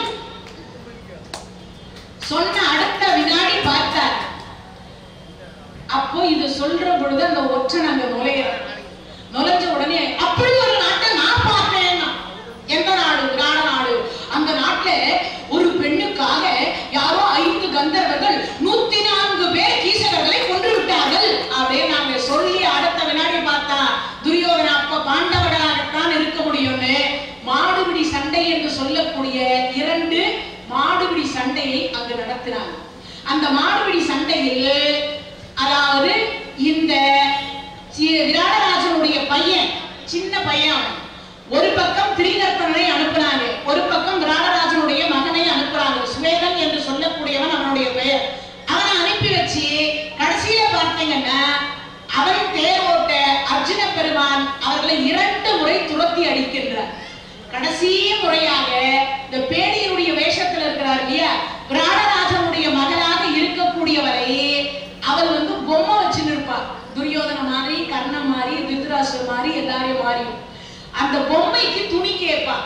இவர்கள் அத்தனை பேருக்கும் மோகன அஸ்திரம் என்று சொல்லக்கூடிய அஸ்திரத்தை ஏக விட்டுட்டு அதற்கு மேலே இருக்கக்கூடிய ஆடை மொத்தத்தையும் அவனை எடுத்துட்டு வரான்னு சொல்லி உண்மையான ஆடையை கொடுக்கிறார் அர்ஜுன பெருமான்.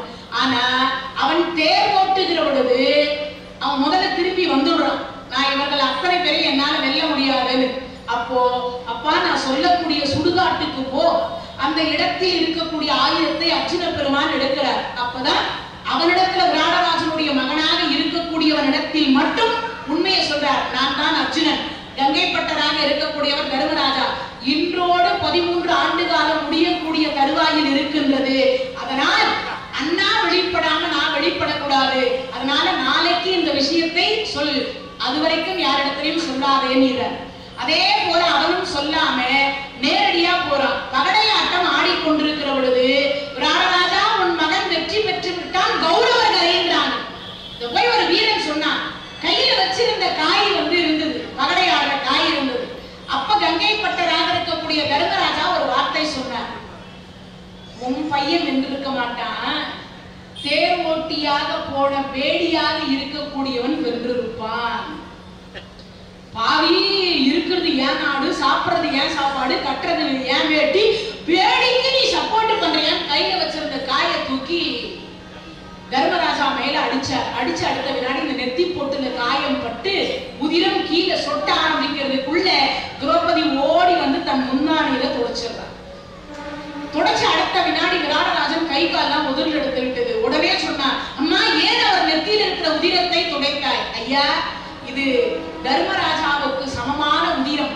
இந்த உதிரமாக இருக்கக்கூடியது பூமியில் சொட்டி விட்டார். 12 ஆண்டு காலத்துக்கு உன் நாட்டில் மழை இருக்காது. சொன்ன அடுத்த வினாடி அந்த அம்மா, அம்மா நல்ல நேரத்துக்கு நல்ல விஷயத்தை செய்தாய், கங்கைப்பட்டதே என்னை மன்னிச்சிருங்க. அங்கிருந்து புறப்பட்ட அந்த அம்மா போயிட்ட. பொழுது விடிவதற்குள்ள இவங்க எல்லாரும் வந்தாங்க. விராடராஜனுடைய மகன் கூப்பிட்டு வச்சு கேட்கிறார், அவர் நெற்றில யாரப்பா காயம் பண்ணது? நான் தான். அப்பா, அவர் யாருன்னு தெரியுமா? அந்த புறத்துக்கு கூட்டிட்டு போய் சொல்றார், கங்கைப்பட்டர் தர்மராஜா, பலாயனாக இருக்கக்கூடியவர் பீமராஜா, வேடியாக இருக்கக்கூடியது அர்ஜுன மாமா.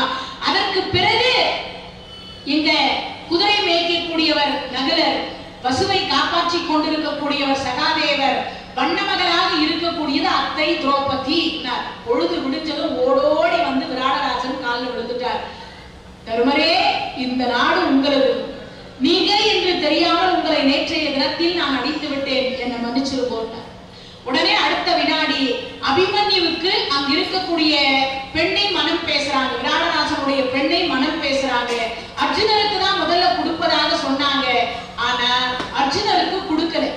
உத்திரை என்று சொல்லக்கூடிய உத்தரகுமாரத்தியை கொடுப்பதற்கு முயற்சி பண்ணாங்க. அர்ஜுனர் சொல்லிட்டார், என் வயசு, அதாவது என்ன வயசு, கல்யாண வயசுல எனக்கு பையன் இருக்கின்ற பொழுது நான் கல்யாணம் பண்ணி கொண்டால் அது தப்பு. அதனால உத்தரகுமாரன் சொன்ன உடனே எனக்கு வேண்டாம் என்று சொல்லிவிட்டு என் மகன் அபிமன்யுவுக்கு பெண் கொடுங்கள்னு சொன்னான். அப்போ உடனே கிருஷ்ணருக்கு தூது அனுப்பி கிருஷ்ணராக இருக்கக்கூடியவர் சுபத்திரையும் அபிமன்யும் அழைத்து வந்தார்கள். இப்போ அபிமன்யுவுக்கும் உத்தரகுமாரத்திற்கும் திருமணம் நடந்தது. உத்தரகுமாரத்திற்கு கொடுத்த உபலாவியம் என்று சொல்லக்கூடிய இடத்தில், அந்த இடத்துல சீதனமா வந்த நாட்டுல பாண்டவர்கள் தங்கி இருக்கிறார்கள். இப்போ 12 ஆண்டு கால வனவாசம், ஓராண்டு கால அந்நியாதவாசம் நிறைவு முடிஞ்சு போச்சு. ஆனா கூட்டி இப்ப யார் நாடு கொடுக்கணும்? துரியோதன நாடு கொடுக்கணும். ஆனா அவன் நாடு கொடுக்கல. சரி, நாடு கொடுக்காத பொழுது என்ன செய்யலாம்னு பார்த்தாங்க. சரி, நாம ஒருவரை தூது அனுப்புவோம்.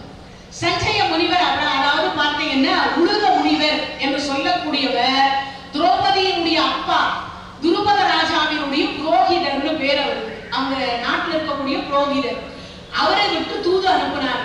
டாடி, வாடி, உட்காரடி, இருடி, போடின்ட்டான் துரியோதனன். ஆண்டு அனுபவிச்ச நாட்டை தரமாட்டேன்ட்டான். திருதராஷ்டிரர் பார்த்தார், நாம இந்த சஞ்சய முனிவனை தூது அனுப்பினா என்ன? அவரும் தூது அனுப்பிட்டார். அனுப்பின உடனே, பெரியப்பா சொல்றேன், நாடாளுவதை காட்டிலும் காடாளுவது ரொம்ப மேல். காடுனா என்னது? காட்டுல போய் உட்கார்ந்து தவம் பண்ணி தவத்தை செய்து சிவத்தை அடைய சொல். பெரியப்பா சொன்னதா போய் சொல்லுங்க. நேரா அங்கிருந்து புறப்பட்டு சஞ்சய முனிவர் இந்த தர்மராஜா கிட்ட வந்தார். எல்லா சபையில உட்கார்ந்து இருந்தாங்க. சஞ்சய முனிவர் சொல்றார், உங்க பெரியப்பா சொன்னார், நாடாளுவதை காட்டிலும் காட்டிற்கு சென்று தவம் செய்து சிவத்தை அடைவது மேல் என்று சொன்னார். பீமசேனர் சும்மா இருப்பாரு. முதல்ல அவர் ஒரு 100 பெத்து வச்சுக்கிறார் பாரு. அதை போய் தவம் செய்ய சொல்லி அதுக்கு மொத்தம் சிவத்தை அடையட்டும், அப்புறமா நாங்க தவம் பண்ணி நாங்க சிவத்தை அடைகிறோம் அப்படின்னு சொல்லி அமைச்சிட்டாங்க. இப்போ யாருக்கும் எதையும் செய்ய முடியல. சரி, இப்ப யாரை தூது அனுப்புவதுன்னு பார்க்கிற பொழுது, அப்பா நீங்க தூது அனுப்புங்க, அங்க என்ன நடக்குதோ என்னிடத்துல வந்து சொல்லுங்கன்னு துவாரகைக்கு புறப்பட்டு கிருஷ்ணர் போயிட்டார். இப்ப கிருஷ்ணர் போன உடனே மகாபாரத யுத்தத்திற்கு தயாராயிட்டாங்கன்னு அர்த்தம். அதனால பாண்டவர்களாக இருக்கக்கூடியவர்களை தர்மராஜா சொன்னார், கிருஷ்ணர் நம்ம பக்கம் தேவை, அதனால படைத்துணையாக போய் நீ முதல்ல அடை அப்படின்னார். உடனே இங்க இருக்கக்கூடிய பீஷ்மர் சொல்லுகிறார், துரியோதன யார் எந்த பக்கம் இருந்தாலும் கிருஷ்ணன் உன் பக்கம் இருந்தால் ஜெயிப்பு நிச்சயம், நீ போய் கிருஷ்ணனை கூப்பிடு அப்படின்னார். தாத்தா நான் கூப்பிட்டா அந்த இடையம் அடையம் வருவானா? கடவுள்கிட்ட ஏன்டா ஜாதி பிரச்சனையை காட்டுறேன்? கடவுள் எல்லோரும் கூப்பிட்டா வர்றதுக்காகவே இருக்கிறவர், நீ போய் கூப்பிடு. முதல்ல இங்கிருந்து துரியோதனன் போனான். அதாவது போன உடனே அவன் என்ன பண்ணா, போன உடனே அங்க சிம்மாசனம் 2 சேர் போட்டு வச்சிருந்தார், ஒண்ணு தலைமாட்டுல ஒண்ணு கால் மாட்டுல. 2 இடத்துல இருக்கிற பொழுது போயும் ராஜாதிராஜ ராஜமார்த்தாண்ட ராஜகுலோத்துங்க வணங்காமடி சேகரன் கேவலம் இடையன் வடையன் திருட்டு கிருஷ்ணன் இவன் காலடியில நான் உட்காரதான அவன் தலைமாட்டுல உட்காந்துட்டான். இவர் பள்ளி கொண்டிருக்கிறார், தூக்குற மாதிரி நடிக்கிறார். பகல்ல போய் கடவுள் படுப்பாரு, படுத்த மாதிரி நடிச்சிருக்கிறார். அர்ஜுனா இன்னமாடா நீ வரலன்னா அங்க வந்து காவலர்கள் கிட்ட இவர் சொல்லிட்டு வர. வந்த உடனே சாதாரண பாவிகளுக்கெல்லாம் கிடைக்காத பாதம் எது? ஆண்டவனுடைய பாதம் பாவிகளுக்கு கிடைக்குமா? கிடைக்காது. நரகம் தான் கிடைக்கும். யாருக்கு கிடைக்கும்? நல்லவங்களுக்கு கிடைக்கும். சரி பார்த்தாரு, 1/2 மணி நேரம் உட்கார்ந்து இருந்தா கண்ணு விழிச்ச பாடு இல்லை. அர்ஜுனரை இப்படி தொட்டார். தொட்ட அடுத்த வினாடி பார்த்தேன்னா, அர்ஜுனா காரை விட்டுட்டு இருந்த ஒரே ஒரு தங்கச்சி ஏற்கனவே நான் உனக்கு கல்யாணம் பண்ணி கொடுத்துட்டேன், மீண்டும் நான் எந்த தங்கச்சியை தருவேன், அதுவும் எங்க அப்பா எங்க அம்மா வேற போய் கைலாசம் சேர்ந்துட்டாங்க, இருந்தா கூட பெத்தாவது கொடுக்க சொல்லுவேன்னு, எனக்கு ஒரு பெண் பிள்ளை எதுவும் இல்லையேன்னு சொல்லி இந்த வானா ருப்பணி நிறைய பெத்துங்க முடியும்னு சொன்னேன். அவளுக்கு எவ்வளவு பெத்துங்கும் இல்லை, சரி என்ன பண்ணுவது அப்படின்னு சொல்லிட்டு, அர்ஜுனா காரை விட என்ன வேண்டி வந்ததன் காரணம் என்ன? எங்களுக்கும் கௌரவர்களுக்கும் சண்டை, அதனால கிருஷ்ணா நீங்கள் என் பக்கம் வர வேண்டும். அப்பதான் ஒரு அக்ரோனி சேனை ஒரு பக்கம், நான் ஒரு பக்கம். ஆனா அர்ஜுனா முதல்ல நீ என்னை பார்த்ததனால நான் என்ன பண்ணுவேன் தெரியுமா? சாப்பிடுவேன், தூங்குவேன், வேணும்னா சாட்ட குச்சியை கையில எடுத்து தேர் ஓட்ட சொன்னா ஓட்டுவேன், அவ்வளவுதான். எனக்கு வேற எந்த வேலையும் செய்ய மாட்டேன். நான் ஒரு பக்கம் ஒரு அக்ரோனி சேனை ஒரு பக்கம். அர்ஜுனா முதல்ல நீ பார்த்ததனால நீ எடுத்துக்கொண்டு போக துரியோதனன் எடுத்துக்கொள்ளட்டும். சரி பார்த்தா இவன் துரியோதனன் கருவியும் இருக்கிறான். எங்க ஒரு அக்ரோனி சேனையை எடுத்துப்பானோ, ஒரு அக்ரோனி சேனையை எடுத்துப்பானோ, ஒரு அக்ரோனி சேனையை எடுத்துப்பானோ. அப்பதான் அண்டம் கண்டம் கலிங்கம் என்று சொல்லக்கூடிய 14 உலகமும் திரண்டு வந்தாலும் கிருஷ்ணா நீ பார்த்தனுக்கு சாரதியாக இருப்பாயே. ஆனால் 33 கோடி தேவர் வந்தாலும் சரி, மும்மூர்த்தி வந்தாலும் சரி, முப்பெரும் தேவியர் வந்தாலும் சரி, ஒரே வினாடியில் என்னால் வெற்றி பெற முடியும். நீ எனக்கு சாரதியாய் இரு. இப்பதான் நிம்மதியாச்சு. யாருக்கு? துரியோதனுக்கு. இருந்தாலும் அவன் திடீர்னு மாத்திட்டா என்ன பண்றது? அறிவை எங்க வச்சுட்டு வந்தேன்? அடிமை விடையில வச்சுட்டு வந்தியா? சாப்பிட்டு தூங்குற என்ன போய் கேட்கறியே? கிருஷ்ணா ஆண்டவன் ஒரு பக்கம் இருந்தால் போதும், அழிவு நிச்சயம். அதனால நீ எனக்கு பார்த்தனுக்கு சாரதியாய். இவர் ஒரு பக்கம் எடுத்தார், அவர் ஒரு பக்கம் எடுத்துட்டு அவர் இங்கிருந்து போனார் பலராமர் கிட்ட. எங்களுக்கும் பாண்டவர்களுக்கும் சண்டை. மாமனார் இல்லையா, மாமனாருக்கு எந்த அளவுக்கு மரியாதை கொடுக்குறாருன்னு பார்த்துக்கணும். நீங்களாம் கூட அந்த மாதிரி கொடுக்கணும். எங்களுக்கும் பாண்டவர்களுக்கும் சண்டை. வந்தவர்களுக்கு வாழ்க்கை, வராதவர்களுக்கு சாவு. எந்த பக்கம் வருவது என்று முடிவு செய்து கொண்டு வந்து சேருங்கள். மாப்பிள்ள என்ன? என் தம்பி அவன் திருட்டு கிருஷ்ணன், இடையன் வடையன். அவன் பாண்டவர்கள் பக்கம் தேர் ஓட்டுவதற்கு புறப்பட்டு விட்டான். அவன் ஒரு பக்கம், நான் ஒரு பக்கம்.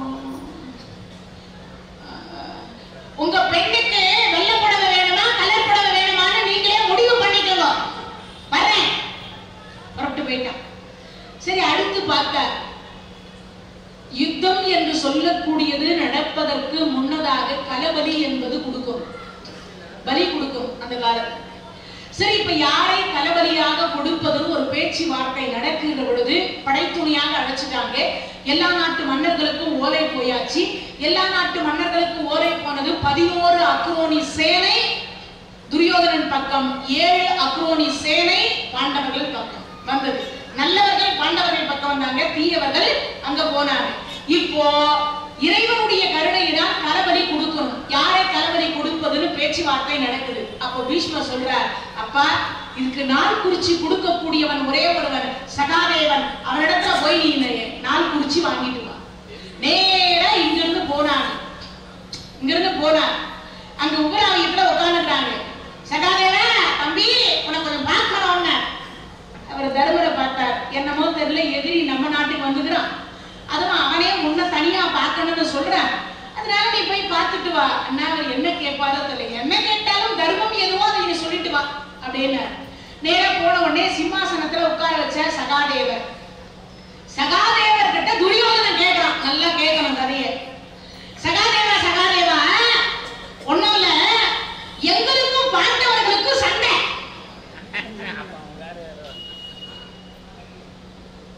சகாதேவன் யாரப்போ?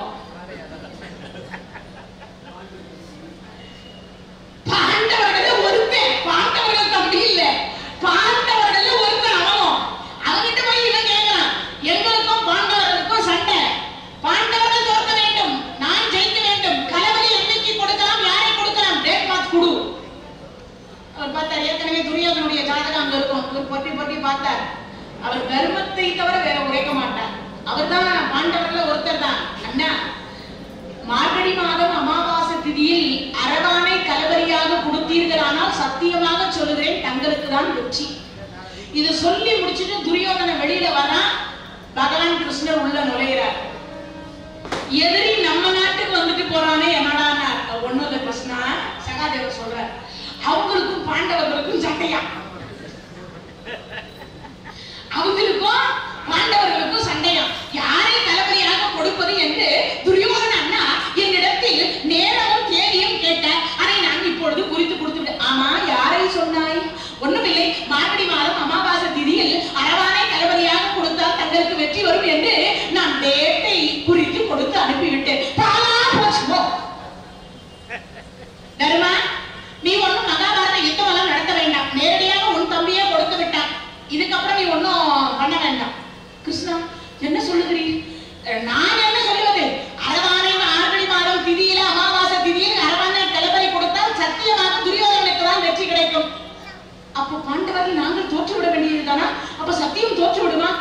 ஒரே ஒரு வழி வேண்டுமானால் இருக்கின்றது. என்ன? அதுக்குள்ள இவன் துரியோதனை என்ன பண்ண, அரவான் நான் உன்னை பார்க்க வேண்டும். அரவான் தர்மராஜா கிட்ட அனுமதி வாங்கிட்டு போனார். ஒண்ணும் இல்ல, எங்களுக்கும் பாண்டவர்களுக்கும் சண்டை, அதனால நீ பாண்டவர்கள் தோற்கும் விதமாக கலவரியாக எனக்கு ஆக வேண்டும். பாண்டவர்கள் ஒருவராக இருக்கக்கூடிய அர்ஜுனனுடைய மகன் அரவான், அப்படிப்பட்டவன் இப்ப அவரை கலவரியா ஆக சொல்றார். அதுவும் யாரு? தான் அப்பன் பெத்த அப்பன் தோற்று போகணும்னு அவர் கலவரியா ஆகணும்.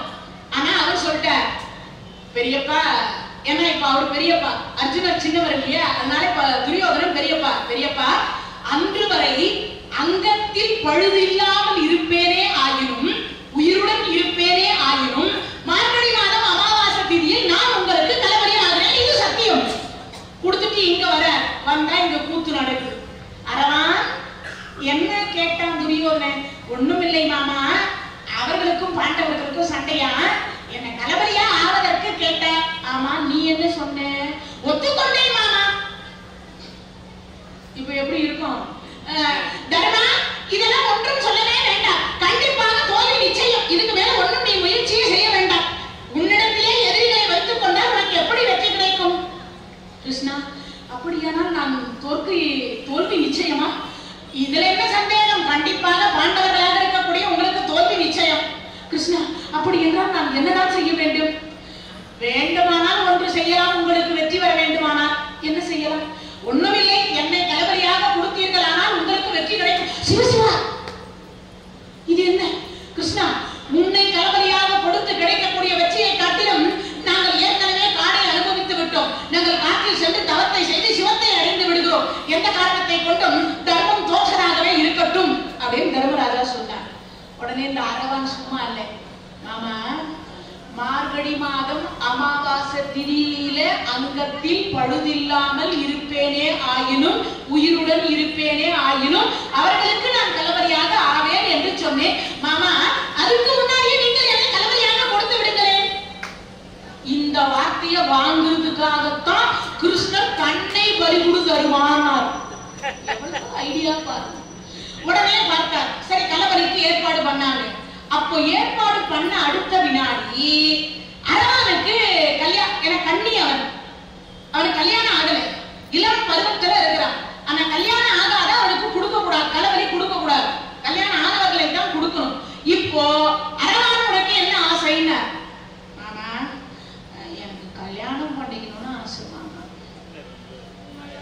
எல்லா உலகத்திலயும் போய் பகவானும் தருமனும் பெண் கேட்கிறாங்க, எங்க பையன் அரவான் அவனுக்கு பெண் கொடுங்க. நாளைக்கு செத்து போறேன்னு தெரிஞ்சு கலவரி கொடுக்க, ஒண்ணு துரியோதனன் கொடுக்கணும்னாலும் பாண்டவர்கள் கொடுக்க போறாங்க, இல்ல பாண்டவர்கள் கொடுக்கணும்னாலும் துரியோதனன் கொடுக்க போறான். இது நிச்சயம். உயிரோடு இருக்கிறவனுக்கு பெண் கொடுப்பாங்க, சாக போறவனுக்கு யாராவது பெண் கொடுப்பாங்களா? கொடுக்க மாட்டேனாங்க. தர்மராஜா கடைசியில சொன்னார், இந்த மகாபாரத யுத்தத்தில் நான் வெற்றி பெற்றால் அந்த சிம்மாசனத்திற்கு அந்த பெண்ணை அமர செய்கிறேன், யாராவது பெண் கொடுங்கன்னு கேட்டார். ஒருத்தரும் கொடுக்க மாட்டேன்ட்டாங்க. நாளைக்கு அரவானை பலி கொடுக்க போறாங்க. ஆனா இன்னைக்கு வரைக்கும் பெண் கிடைக்கல. அரவான் ரொம்ப சோகத்துல இருக்கிறார். மாமா எனக்கு யாரும் பெண் தர மாட்டாங்க மாமா, என் கடைசி ஆசையும் நிறைவேறாது. அப்பதான் பார்த்தார் கிருஷ்ணர், நானே அரவாணியாக வருகிறேன் வந்தார். வேற யாரும் கிடையாது, அவர்தான் அரவாணியா வந்தார். வந்தவர் அரவானுக்கும் அரவாணிக்கும் திருமணம் நடந்தது. நடந்து முடிந்த அடுத்த வினாடி அந்த ஒரு நாள் கணவனும் மனைவியுமாக வாழ்வது போல வாழ்ந்தார்கள். இரவு 12 மணிக்கு காளிதேவிக்கு குருச்சேத்திரம் என்று சொல்லக்கூடிய இடத்தில் வந்து அரவானை பலி கொடுக்க வந்து விட்டார்கள். எப்போ? மார்கழி மாதம் அமாவாசை திதிக்கு முன்னதாக சதுர்த்தி என்று சொல்லக்கூடிய அன்றைய தினத்தில் காலை 6 மணிக்கு இவர் திதி கொடுக்கிறார். யாருக்கு? அவங்க அப்பா அம்மாவுக்கு. யார் கொடுக்கிறது? பகவான் எம்பெருமான் கிருஷ்ணர் கொடுத்துங்கிறார். அந்தனர்கள் எல்லாரும் பார்த்தாங்க, நாளைக்கு தானே அமாவாசை, கிருஷ்ணர் இன்னைக்கே உட்காந்து திதி கொடுக்குறாரு, என்னவா இருக்கும்? சரி நமக்கு ஏன் கிருஷ்ணா நாளைக்கு இல்ல இல்ல இன்னைக்கு அமாவாசை, எல்லாம் திதி கொடுங்க, அவங்க தாத்தா பாட்டி மூதாதையர்களுக்கு எல்லாரும் பசுமாட்டுக்கு ஒரு கட்டை அகத்திகரை வாங்கி கொடுப்போம். யாருமே அந்த நேரம் இன்னைக்குதான் அமாவாசை கிருஷ்ணர் சொன்ன மாத்தியாருன்னு சொல்லுவாங்களா? எல்லாம் உட்காந்து அவங்கவுங்க அப்பா அம்மா தாத்தா பாட்டிக்கு திதி கொடுக்குறாங்க. இந்த சூரியன் பார்த்தா சந்திரனும் பார்த்தார். சூரியன் போய் சந்திரன் கிட்ட கேட்கிறார், சந்திரன் கிட்ட சூரியன் கேட்கிறார், சந்திரா நாளைக்கு தானே அமாவாசை? ஆமா. இல்ல பூலோகத்தில் பகவான் எம்பெருமான் கிருஷ்ணர் இன்றைக்கு திதி கொடுத்து கொண்டிருக்கிறாரே, எனக்கும் அந்த சந்தேகம் தான், அதனால் தான் நானும் உன்னை கேட்கலாம் என்று வந்தேன். சரி சரி, எதற்காக இப்படி நாமே குழப்பிக் கொண்டிருப்பது? வா, 2 பேரும் ஒரே தேர் ஏறி பகவான் நேரடியா போய் கேட்டுடலாம். ஒரு தேர் ஏறி சூரியனும் சந்திரனும் பூமிக்கு வந்து பகவான் கிட்ட கேட்கிறாங்க, கிருஷ்ணா திதியை வகுத்து கொடுத்த தாங்களே இப்படி திதியை மாற்றி அமைக்கலாமா? நாளை தானே அமாவாசை, சதுர்த்தி இன்றைய தினத்தில் இன்றைக்கே திதி கொடுக்கிறீரே, இது முறையற்ற செயல் அல்லவா? சரி, இது சொன்ன அடுத்த வினாடி பார்த்தார். அந்த நேரத்திலே அமாவாசைன்னா என்ன? சூரியனும் சந்திரனும் ஒன்றாக ஒரு தேர் ஏறி பூமிக்கு வரக்கூடிய திதிக்கு பெயர் அமாவாசை. இப்ப சூரியனும் சந்திரனும் எங்க வந்திருக்கிறாங்க? எங்க வந்திருக்காங்க? எப்படி வந்திருக்காங்க? தனித்தனியா வந்துக்கிறாங்களா, ஒன்னா வந்துக்கிறாங்களா? ஒரே தேர்ல தான் சுவாமி வந்துக்கிறாங்க. 2 பேரும் எங்கல வந்துக்கிறாங்க? ஒரு தேர்ல தான் சுவாமி. இவர் பேர் என்ன? சந்திரன். இவர் பேர் என்ன? சூரியன். சூரியனும் சந்திரனும் ஒரு தேர் ஏறி பூமிக்கு வரக்கூடிய திதிக்கு என்ன பெயர்? அமாவாசை. இப்ப 2 பேரும் ஒன்னதான். அப்ப இன்னைக்குதான் அமாவாசை. உன்னால நான் கேட்ட, என்னால நீ கேட்ட. உன்னால நான் கேட்டேன், என்னால நீ கேட்ட. 2 பேரும் வந்த வழி தெரியாம இன்னைக்கு வரைக்கும் அது நடந்து கொண்டிருக்கு. இன்னைக்கு 11 மணிக்கு பிறக்கும் அமாவாசை, நாளை 10:59 வரைக்கும் அமாவாசை இருக்கும். அதுக்கு முழுக்க முழுக்க காரணம் என்னன்னா, பிச்சம் கொண்டு வருவது அப்படின்னு அர்த்தம். இன்னைக்கு 2 பட்டு வருதுன்னு சொல்றாங்க இல்லையா? அதுக்கு முழுக்க முழுக்க காரணம் என்ன தெரியுமா? இவர் பண்ண வேலைதான். மகாபாரத காலத்துல தர்மத்தை காப்பாற்றும் பொருட்டு எப்போ நாளையும் கோலையுமே மாற்றிட்டார். நாளையும் மாத்தினார், கோலையும் மாற்றினார். அன்று இரவு அரவாணியை திருமணம் செய்து கொண்டு அரவாணிக்கு சுகத்தை கொடுத்து இரவு 12 மணிக்கு குருச்சேத்திரம், இன்னைக்கு இருக்கக்கூடிய வடநாட்டில் இருக்கக்கூடிய குருச்சேத்திரம் இருக்கு, அந்த இடத்தில் தான் அரவான் தன்னை தானே, நீங்க நினைக்கிற மாதிரி பலி கொடுப்பதுன்னா சாதாரண, நீங்க நினைக்கிற மாதிரி நாமெல்லாம் மட்டம் +2ல பாஸ் ஆனான்னா 3 ஆடு வெட்டேன், 3 விரல வெட்டேன். நாக்க இல்லை, கா இல்லை, இல்லைன்னா ஒன்னே ஒண்ணு பெறாத்திப்போம்.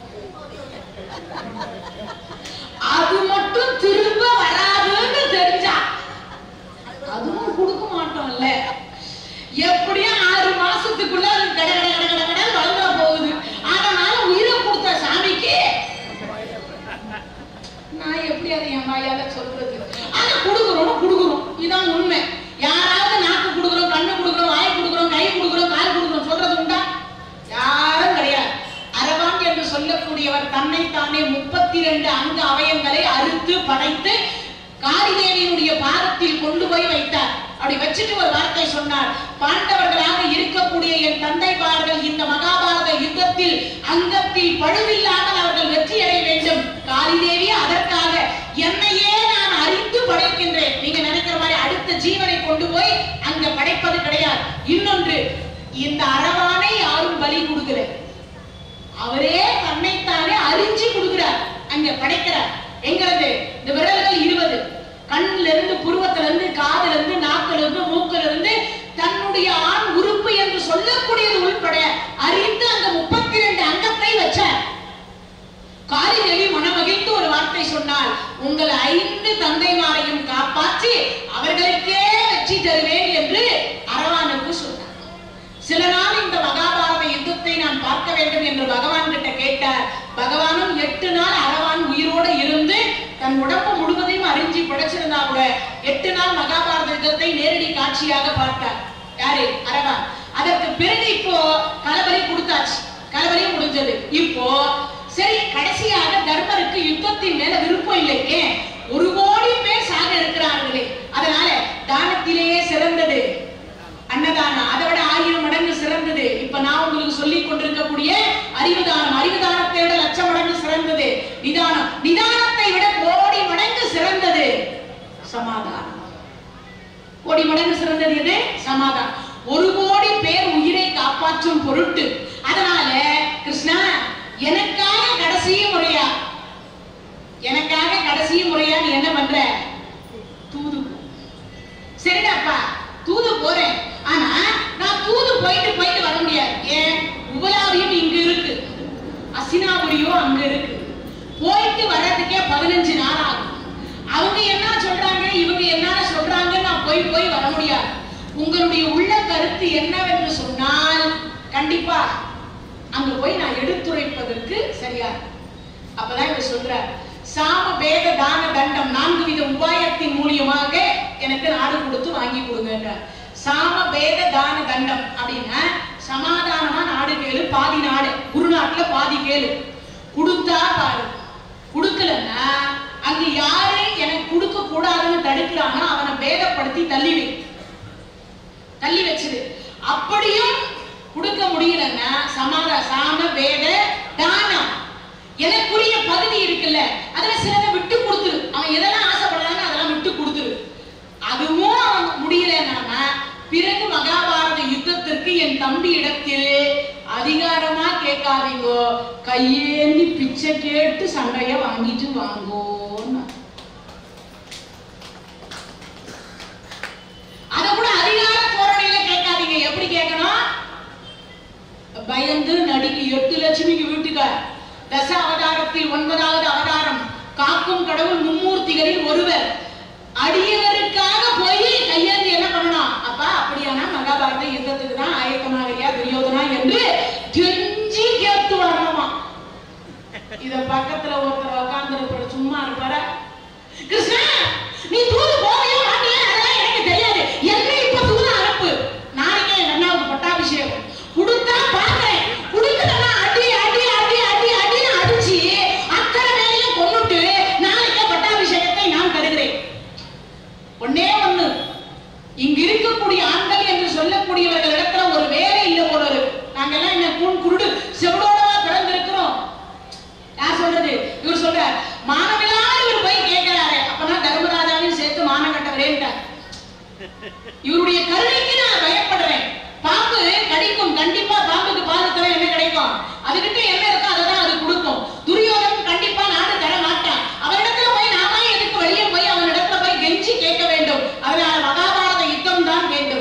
இவர் சொல்லிட்டார். சரி, அடுத்து அர்ஜுனா. இப்ப தர்மன் அவர் கருத்தை சொன்னார். பீமா, உன் கருத்தை நான் கேட்கவே இல்லை, அதுக்குள்ள நீயாவே சொல்ற. கிருஷ்ணா, நீ தூது போவியோ மாட்டியோ எதிர்க்காதான், அதெல்லாம் தெரியாது. ஆனால் எனக்கு வேண்டியது மகாபாரத யுத்தம். 100 பேரை நானே கொல்லுவேன்னு சபதம் பண்ணியிருக்கேன். அந்த சபதத்தை நிறைவேற்ற வேண்டாமா? பட்டப்பகல நட்டவட சமய 13,60,000 அரசர்களுக்கு மத்தியில் ஒரு பெண்ணின் சேலையை பிடித்து இழுக்கிற பொழுது அப்பையும் சும்மா இரு சும்மா இரு என்றார், இப்பையும் சும்மா இரு சும்மா இரு என்கிறார். 13 வருஷமா நான் கையால தண்ணி அள்ளி குடிக்கவில்லை.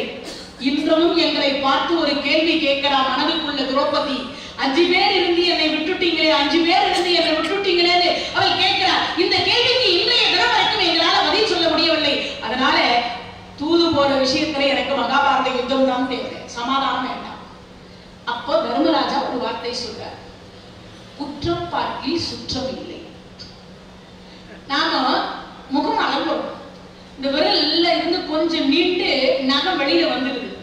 இந்த நகம் நம்ம கண்ணுல முகம் அழகுகிற பொழுது அப்படி கண்ணை லைட்டா குத்திடுது, 2 கண்ணிலையும் தண்ணி வருது. அதுக்காக இந்த நகத்தை வேணுமானா வெட்டுவோம், வெள்ளை வெட்டி போட்டுருவோமா? அததான் அவர் சொன்னார், குற்றம் பார்க்கில் சுற்றம் இல்லை. அதனால அதை பார்த்தோம்னா நிச்சயமா நம்மளால வாழ முடியாது. சரி, அப்படியானால் என்னதான் சொல்ல வருகிறீர்கள்? கிருஷ்ணா, எங்களுக்குரிய பாதி நாடு கேளு, கொடுத்தா பாரு, இல்ல 5 ஊரு கேளு, கொடுத்தா பாரு, கொடுக்கறா 5 வீடு கேளு, போதும். இத சொன்ன உடனே இன்னும் எப்படி இருக்கும் பீமசேனருக்கு? அப்பதான் சொன்னார், இங்க யாரும் கூன் குருடு செவிடு கிடையாது, நமக்கு யாரும் மானத்தோட வாழணும்னு நினைக்கலையா? அப்பதான் இத சொல்லிட்டார். உடனே பார்த்தார், இங்க யாரும் சேலை கட்டியவர்கள் இல்லை, சேலை கட்டிட்டு இல்லை. அப்பனா என்ன அர்த்தம்? எல்லாரும் ஆண்மையோடு தான் இருக்கின்றோம் என்று அர்த்தம். சரி, இவ்வளவு சொல்லி முடிச்சதுக்கு அப்புறம் பீமசேனர் அவர் கருத்தை சொல்லிட்டார். பகவானுக்கு உள்ளுக்குள்ள சந்தோஷம். ஒரே ஓட்டு தர்மனுக்கு, ஒரு ஓட்டு நம்ம பக்கம். மகாபாரத யுத்தத்திற்காக வந்தவர் தானே அவரு, அதனால அவர் சொல்லிட்டார், நம்ம ஓட்டு ஒரு பக்கம் விழுந்தது. சரி அர்ஜுனா, உன் கருத்து என்ன? அன்றைய தினத்தில் இவர் சமாதானமா போகணும்னு நினைக்கிறவரு என்னை எதுக்காக தவத்துக்கு அனுப்புறாரு? அந்த 33 கோடி பேர் ஒரு 33 கோடி ஆயுதத்தை கொடுத்துக்கிறாங்க. சிவபெருமான இடத்துல பாசுபதத்தை வாங்கி வச்சுக்கிறேன். அந்த ஆயுதம் அத்தனையும் என்ன பார்த்த அர்ஜுனா, எனக்கு எப்ப வேலை கொடுப்ப அர்ஜுனா, எனக்கு எப்ப வேலை கொடுப்ப அர்ஜுனா, எனக்கு எப்ப வேலை கொடுப்ப அர்ஜுனா, எனக்கு எப்ப வேலை கொடுப்பது ஒவ்வொரு வினாடியும் என்னை பார்த்து கேட்டுக்கொண்டிருக்கு. அப்படி கேட்டுக்கொண்டிருக்கிற அதுக்கு நான் வேலை கொடுக்க வேண்டாமா? அப்படியானால் என்னை எதுக்காக இந்த தவத்துக்கு அனுப்பணும்? என்னை காட்டுக்கே வச்சுக்கிட்டு இருக்கலாம் இல்லையா? அதனால கிருஷ்ணா, தூது போற விஷயத்துல எனக்கும் சண்டை தான் வேணும். 2 ஓட்டு நம்ம பக்கம். கிருஷ்ணனுக்கு உள்ளுக்குள்ள சந்தோஷம். சரி, அடுத்து நகரா, உன் கருத்து என்ன? தர்மருடைய ஆட்சியில் எதுக்கு வேலை இல்லை? ஆண்மைக்கு வேலை இல்லையோ அப்படின்ட்டார். இப்ப அவரு என்ன பண்ணார்? எனக்கு யுத்தம் தான் தேவைன்னா. அடுத்து ஒருத்தர் இருந்தார் பாருங்க, அவர் மட்டும் தான் கூட்டு வச்சு இவங்களை எல்லாம் வயசுல மூத்தவங்களா இருந்தாலும் பேர் சொல்லிதான் கேட்டார். ஆனா ஒருத்தருக்கு மட்டும் போட்டார் பாருங்க அடைமொழி, மைத்துனா சகாதேவா, தூது போற விஷயத்துல உன் உள்ள கருத்து என்ன? கிருஷ்ணா, இங்க இருக்க ஒருத்தனுக்கும் தெரியாது உன் தில்லாலங்கடி வேற என்ன, ஆனா எனக்கு தெரியும். கடந்த அன்னைக்கே நீ 1000 பொய் சொல்றதுன்றது எனக்கு நல்லா தெரியும். அது மட்டும் இல்ல, நீ செய்யறது வந்தது முழுக்க முழுக்க முழுக்க என்ன தெரியுமா? மகாபாரத யுத்தத்திற்கான வழியை திறந்து விட்டிருக்கின்றாயே தவிர அதை அடைப்பதற்கு நீ திறந்து விடல. அது எனக்கு நல்லாவே தெரியும். ஆனால் இங்கு ஒருவருக்கும் தெரியாது உன் மாயை. அப்பன்னா இந்த மகாபாரத யுத்தத்திற்கு நான் தான் காரணம் என்று சொல்லுகிறாயா? சத்தியமா சொல்றேன், நீ தான் காரணம் தான். ஏன்னா அவனுக்கு எல்லாம் தெரியும். அதனால அவன் சொல்லிட்டான், சத்தியமா நீதான் கிருஷ்ணான்னா. சரி, என்ன பண்றது? அப்படியா? சரிடாப்பா, இந்த மகாபாரத யுத்தத்தை நடக்காமல் இருக்க வேண்டுமானா நான் என்ன செய்ய வேண்டும்? அதையாவது சொல்லு. ஆனா சொல்லுன்னு சொல்லிட்டு அவர் அங்க நிக்க வச்சனில்ல.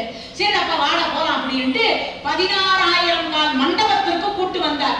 ஆமா, என்னமோ உனக்கு அங்க தெரியும் தெரியும் தெரியும்னு சொன்னியே, இப்ப சொல்லு என்ன தெரியும்? பாராத கர்ணன். அப்பனா என்ன அர்த்தம்? கர்ணனுக்கு பட்டாபிஷேகம் செய்தால் மகாபாரத யுத்தத்தை தடுக்கலாம். ஏண்டா அவன் எதிரியாச்சேடா, அவனுக்கு போய் பட்டாபிஷேகம் கட்ட சொல்ற? கிருஷ்ணா, உன் வாய்க்கு என்ன வரும்? இளம் வயதில் தூர்வாச மகரிஷி இடத்தில் ஓராண்டு காலம் தொண்டை செய்து அந்த தொண்டில் முதல் மந்திரம் கற்றுக் கொடுத்து 5 மந்திரத்தில் முதல் மந்திரத்தை எங்க அம்மா மொட்டை மாடியிலிருந்து பௌர்ணமி நிலவை பார்த்து சூரியன் வரமாட்டாரா என்று சூரிய தேவனுடைய மந்திரத்தை சொல்லி கவச குண்டலத்தோடு பெற்ற பிள்ளை அவன் தான் கர்ணன் என்று எனக்கு தெரியாதா?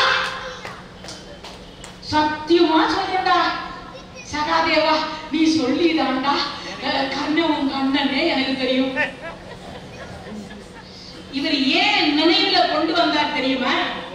சகாதேவன் ஒருவேளை கர்ணன் அண்ணன் என்று தெரிந்தால் அவனை சாகடிக்கலாம்னு சொல்றானா அல்லது பட்டாபிஷேகம் செய்யலாம் என்று சொல்ல வைக்கிறானா அப்படிங்கிறதுக்காக கர்ணன் உன் அண்ணன் என்பதை ஒரு செகண்ட் நினைவுல கொண்டு வந்தார்.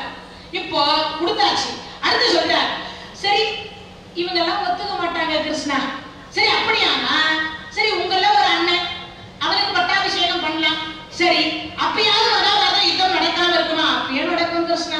ஏன் இந்த பார்த்தன் என்று சொல்லக்கூடியவன் இருக்கானே அவரை கொன்னுடும். நான் தான் சிவபெருமான இடத்துல 5 வருஷம் தமிழ் இருந்த பாசுபதம் வாழ்க்கை 33 கோடி தேவர்கள் ஆயுதம் கொடுத்துருக்காங்க, சண்டை சண்டை சண்டை சண்டை அப்படின்னு சொல்லிட்டு இருக்காருல்ல, அவரை கொன்னுட்டா சண்டை வர. உங்கள ஒரு அண்ணன் அவரையும் கொன்னுடலாம், அப்பயாவது சண்டை வரலாம், அப்பயும் வரும் கிருஷ்ணா. ஏன் இந்த பீமசேனன் ஒருத்தர் இருக்கான், என் அண்ணன், 2வது அண்ணன். அவரை என்ன பண்ணணும்னா பாதாள உலகத்துல அன்னைக்கு மகாபலி சக்கரவர்த்தியை கொண்டு போய் உள்ள வச்ச பத்தியா அதே மாதிரி வச்சு கால 40 சங்கிலிய போட்டு கட்டி. சரி அவனையும் கட்டிடலாம், அப்பயாவது மகாபாரத யுத்தம் வராம இருக்குமா? இல்ல கிருஷ்ணா, அப்பயும் வரும். இந்த ஐவருக்கு தேவி, ஐவருக்கு பத்தினி பத்தினி பத்தினின்னு ஒருத்தி சொல்லிட்டு அத கூந்தல் இப்படி இழிச்சு விட்டுட்டு என்னைக்கு துச்சாதனுடைய கூந்தல அந்த உதிரத்தை வழிகிற உதிரத்தை எடுத்து என் தலையில தடுவுகின்ற வரைக்கும் இதுக்கு நீர் வைக்க மாட்டேன், கூந்தல முடிக்க மாட்டேன் இப்படி விரிச்சுட்டு இருக்கா பாரு. அவளை உட்கார வச்சு கலைஞ்சிடணும். அப்படின்னா என்ன அர்த்தம்? 5 பேரும் உட்காந்து பண்ணோம்னா மொட்டடிக்கணும்னு சொல்லல, புடுங்கி எடுக்கணும்ன்ற. ஏன்? நெல் பயிரில் வேரோடு இருக்கக்கூடிய கலையை பிடுங்கி எடுத்தால்தான் நெல் பயிர் வளரும். அப்பனா என்ன அர்த்தம்? புடுங்கினாதான் மீண்டும் வராம இருக்கும். எது? இந்த முடி மீண்டும் வந்துட்டா என்ன ஆகும்? அவ விரிச்சாலும் மறுபடியும் வராத ஏதோ வந்தாலும் வந்தது இல்லையா, அதனால உட்கார்ந்து புடிங்கணும்னு. சரி 5 பேருக்கு பத்தினி, அவனையும் உட்கார வச்சு புடிங்கல, அப்பயாவது வந்தாலும் இதெல்லாம் நடந்தாலும் நடக்கும் கிருஷ்ணா. ஆனா இதெல்லாம் நடந்தாலும் நடக்கும். ஆனா ஒருத்தன் இருக்கு, அவனை கட்டி போட்டுட்டு இங்க அங்க நகராம இருந்தா மகாபாரத யுத்தம் வராது. அப்படி யாரா அது? எவன் இந்த மகாபாரதத்துக்கு காரணம் கத்தா? அவனை இங்கேயும் அங்கேயும் நகர விடாம கட்டி போட்டா பாரத யுத்தமே வராதுன்ற. சரி அவனை கட்டி போடு. யார் அவன்? உன்னைத்தான் கிருஷ்ணா. உன்னை கட்டி போட்டால் மகாபாரத யுத்தம் வராது. சரிடாப்பா, முன்னும் நடந்தால் அனைத்தும் நடந்தாலும் நடக்கலாம். என்னை கட்டி போடுவது எவ்வாறு? உன்னுடைய தூய வடிவத்தை காட்டு. ஏன்னா பாராள கருணை கூட்டு வந்து பட்டாபிஷேகம் என்ன வயசுக்கு பண்ண முடியாது. ஏன்னா என்னோட பெரியவங்க நிறைய பேர் இருக்காங்க. அதே மாதிரி பார்த்தனை கொன்றதுக்கு என்ன கிட்ட போனாலும் எங்க அம்மா கிட்ட குடிச்ச பாலெல்லாம் வெளியில வந்துடும். அதுவும் முடியாது. பீமசேனர் அவர் முறைச்சு பார்த்தாருனாவே எனக்கு அது வந்துடும். அதே மாதிரி பார்த்தீங்கன்னா திரௌபதி எனக்கு மட்டும் பொண்டாட்டியாண்டா உட்கார வச்சு ஒன்னொன்னா முடிச்சிடும். அவன் ஏற்கனவே எனக்கு முன்னாடி 4 பேருக்கு பொண்டாட்டி. அதனால இது ஒரு வழி மட்டும் ஈஸியா இருக்கு கிருஷ்ணா, எளிமையாவும் இருக்கு. உன்னை கட்டி போடுன்னு சொல்ற பத்தியா, அது மட்டும் என்னால முடியும். ஏண்டா இதெல்லாம் நடத்த முடியாது, என்ன கட்டி போடுறது மட்டும் நடக்கும். கண்டிப்பா நடத்துவேன் கிருஷ்ணா.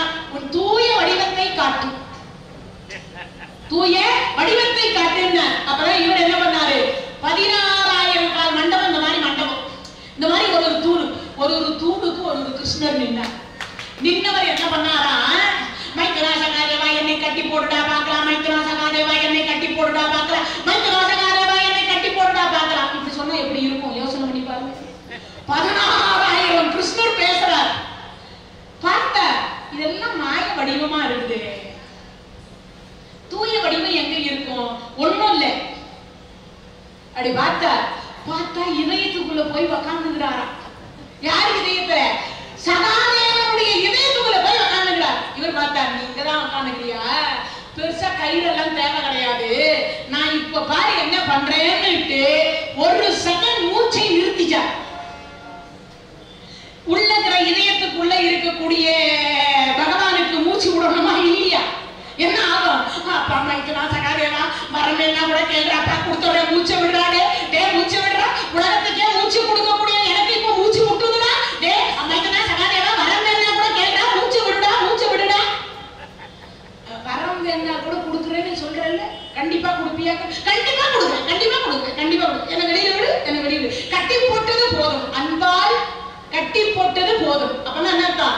அன்பெனும் பிடிக்குள் அகப்படும் மலை, அன்பெனும் பிடிக்குள்ள அகப்படும் மலை. இப்ப என்ன பண்ணிட்டார்? இதயத்துக்குள்ள இருந்து வெளியில வந்துட்டார். இப்ப வெளியில வந்து நான் தூய வடிவத்தை காட்டுனா நீ மாய வடிவத்தையா காட்டுற? சரிடாப்பா வர கேட்க போறான்னு உடனே கர்ணன் அண்ணன் என்பதை நினைவில் இருந்து எடுத்துட்டார். இறைவனுக்கு என்ன பொருள்? மறைத்தல் என்கின்ற ஒரு தொழில் செய்யறாரு இல்லையா, அந்த தொழில் இதுதான். ஏன் அப்போ அண்ணன் நினைச்சா இவன் என்ன சொல்றான்னு பார்க்கணும்னு நினைச்சார். இப்போ வரம் கேட்க போறான்னு தெரிஞ்ச உடனே 6 பேரை காப்பாத்தி குடுறான்னு கேட்டா என்ன பண்றது? அதனால என்ன பண்ணிட்டாரா? மறைச்சிட்டார்.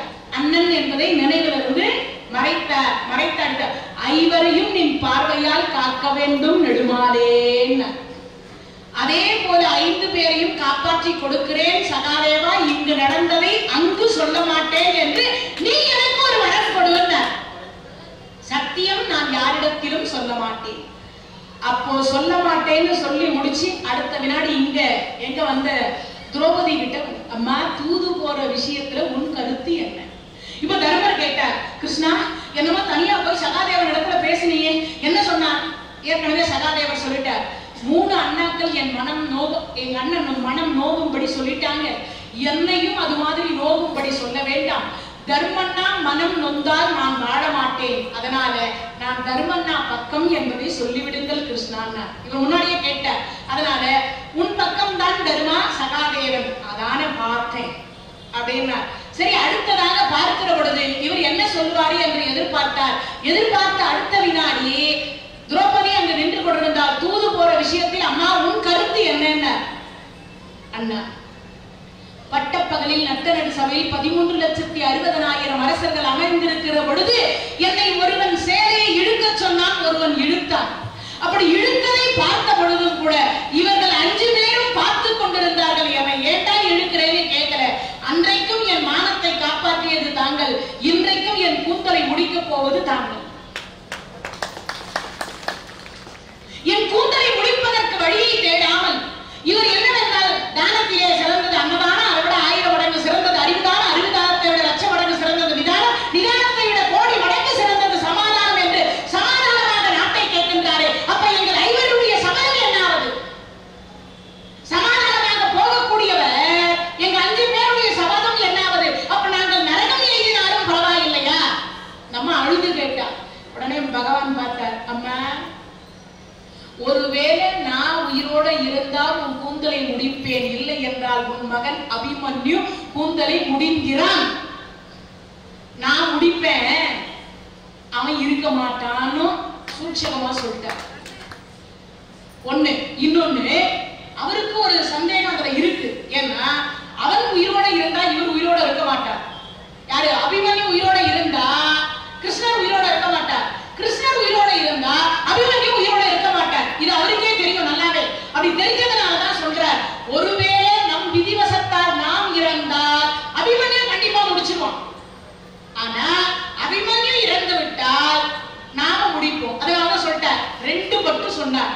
முன்பு விநாயகர் எழுதுகிற பொழுது வேதவியாசர் சொன்னார் இல்ல, அர்த்தத்தை புரிந்து எழுதணும்னு.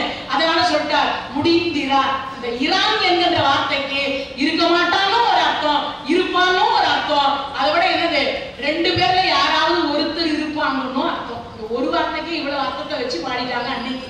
இறைவனுடைய கருணையை நான் இப்ப முடிச்சிட்டார். இங்கிருந்து புறப்பட்டார். செண்பக தோட்டம் என்று சொல்லக்கூடிய செண்பக தோட்டத்தில் போய் ஒரு இரவு தங்கி அசினாபுரத்துக்கு போறார். இப்போ செண்பக தோட்டத்தில் ஏன் இருந்தாலும் யாருக்காவது தெரியுமா? செண்பக தோட்டத்தில் பகவான் போய் ஒரு இரவு தங்குறார்.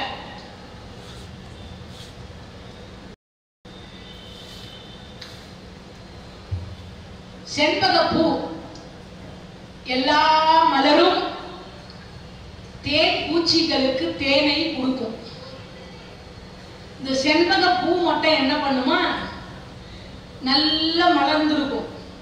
இந்த தேனி போய் உட்கார்ந்து தேனை எடுக்கிற நேரம் அப்படியே முடியும். அப்பனா என்ன அர்த்தம்?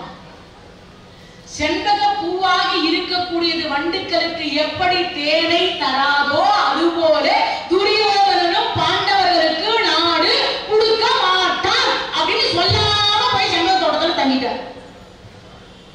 இப்போ அங்க இருந்து போனார். துரியோதன இடத்துல போய் ஒற்றர் சொல்றார், நாளைய தினத்தில் பகவான் எம்பெருமான் கிருஷ்ணர் தூது வருகிறார். அவன் பார்த்தான், கிருஷ்ணர் தூது வராரா? யாருக்கு? எல்லா நாடு நகரங்களை அனைத்தையும் கஸ்தூரி கோரோஜனத்தினால பெருக்கி கோலம் போட்டு வாழைமர தோரணம் கட்டி மாவிலை தோரணம் கட்டி அலங்காரம் பண்ண போனான். காத்தால 3 மணிக்கெல்லாம் எழுந்து எல்லாம் அலங்காரம் பண்ணாங்க. அலங்காரம் பண்ணி இனி முடிச்சு அடுத்த வினாடி பார்த்தீங்கன்னா 10 மணிக்கு சகுனி வந்தான். மறுபடியும் யாருக்காவது பிறந்த நாளா, இல்ல ஏதாவது திருவிழாவா, ஏதாவது நம்ம ஊர்ல விசேஷமா, இல்ல ஏதாவது மார்கழி கீர்களை பெருவிழா ஏதாவது நடக்குதா? அதான் ஒண்ணும் இல்ல மாமா, இடையே மடையே திருட்டு கிருஷ்ணன் அவன் பாண்டவர்களுக்காக நாடு கேட்பதற்காக நம்ம நாட்டுக்கு வரானா, அதனால அவனுக்கு வரவேற்பு கொடுக்கும் விதமாக நான் இதை செய்திருக்கேன். ஏண்டா, எதிரி நம்ம நாட்டுக்கு வந்து நம்ம நாட்டையே எதிரிக்கு வாங்கி கொடுப்பவனுக்கு நீ வரவேற்பு கொடுக்கிறாயா? ஆமா, என்ன சொல்றீங்க? ஏண்டா, அவனை பார்க்கவே கூடாதுன்னு நான் சொல்றேன். நீ என்னன்னா அவனை வரவேற்பு கொடுக்குறியா? யாருங்க இந்த வேலை வச்சு கஸ்தூரி கோரோஜனத்துல ஆசிரி ஊத்தி கழுவு. எவனாவது அந்த இடையன் மடையன் திருட்டு கிருஷ்ணன் வருகின்ற பொழுது எழுந்து நின்று அவனை எதிர்கொண்டு அழைக்கக்கூடியவர்கள் ஊர் தீ வச்சு போத்திடுவேன். சட்டம் போட்டான். யாரும் போய் எதிர் நின்று அழைக்க கூடாதுன்னு நினைக்கிறாங்க. அப்படி நினைக்கிற நேரம் பார்த்து எல்லாம் முதல்ல பீஷ்மர், துரோணாச்சாரியார், கிருபாச்சாரியார் மொத்த பேரும் போயிடுச்சு. இந்த நாடு டிக்கெட் மட்டும் உட்காந்து துரியோதனன், துச்சாதனன், கர்ணன், சகுனி 4 பேர் உட்காந்துட்டாங்க. மொத்த பேரும் போயிட்டாங்க. 24 கிலோமீட்டர் தொலைவு போய் அங்க 28 கிலோமீட்டர் 2 யோசனை தொலைவு போய் எதிர்கொண்டு பகவானை அழைக்கிறார். அப்படி அழைத்து வந்து அஸ்தினாபுரத்தினுடைய உள்ள நுழைகிறார். எடுத்த கை கீழே விடவே இல்லை. யாரு? கிருஷ்ணர். ஏன்?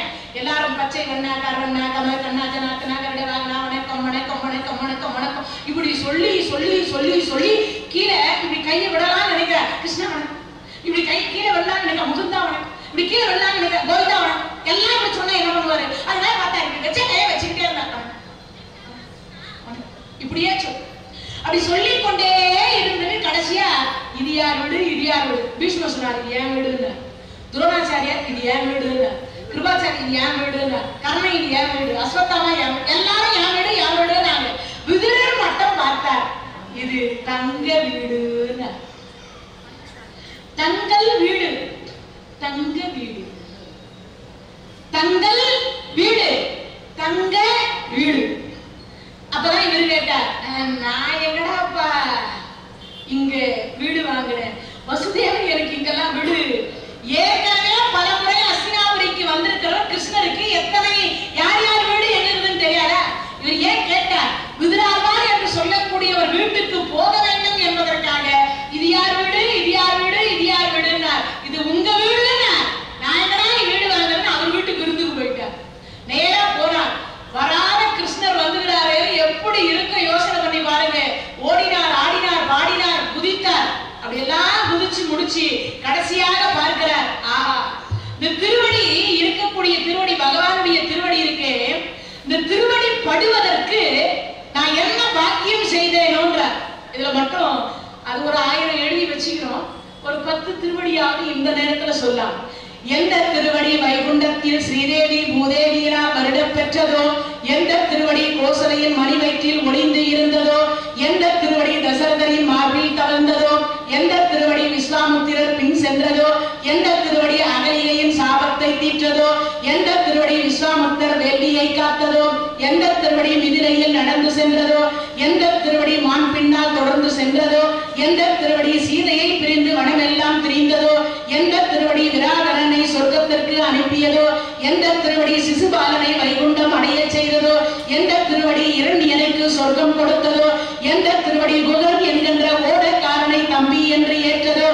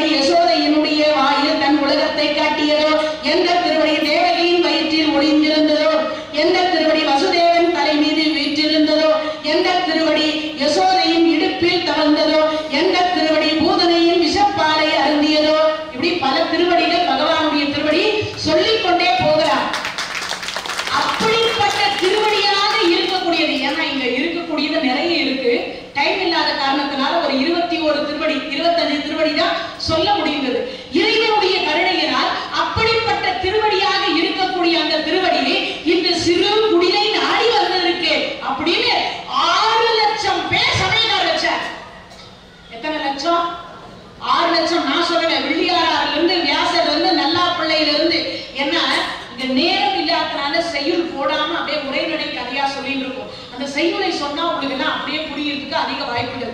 6 லட்சம் பேர் சமையல்கார வச்சு சமையல் பண்ணார்.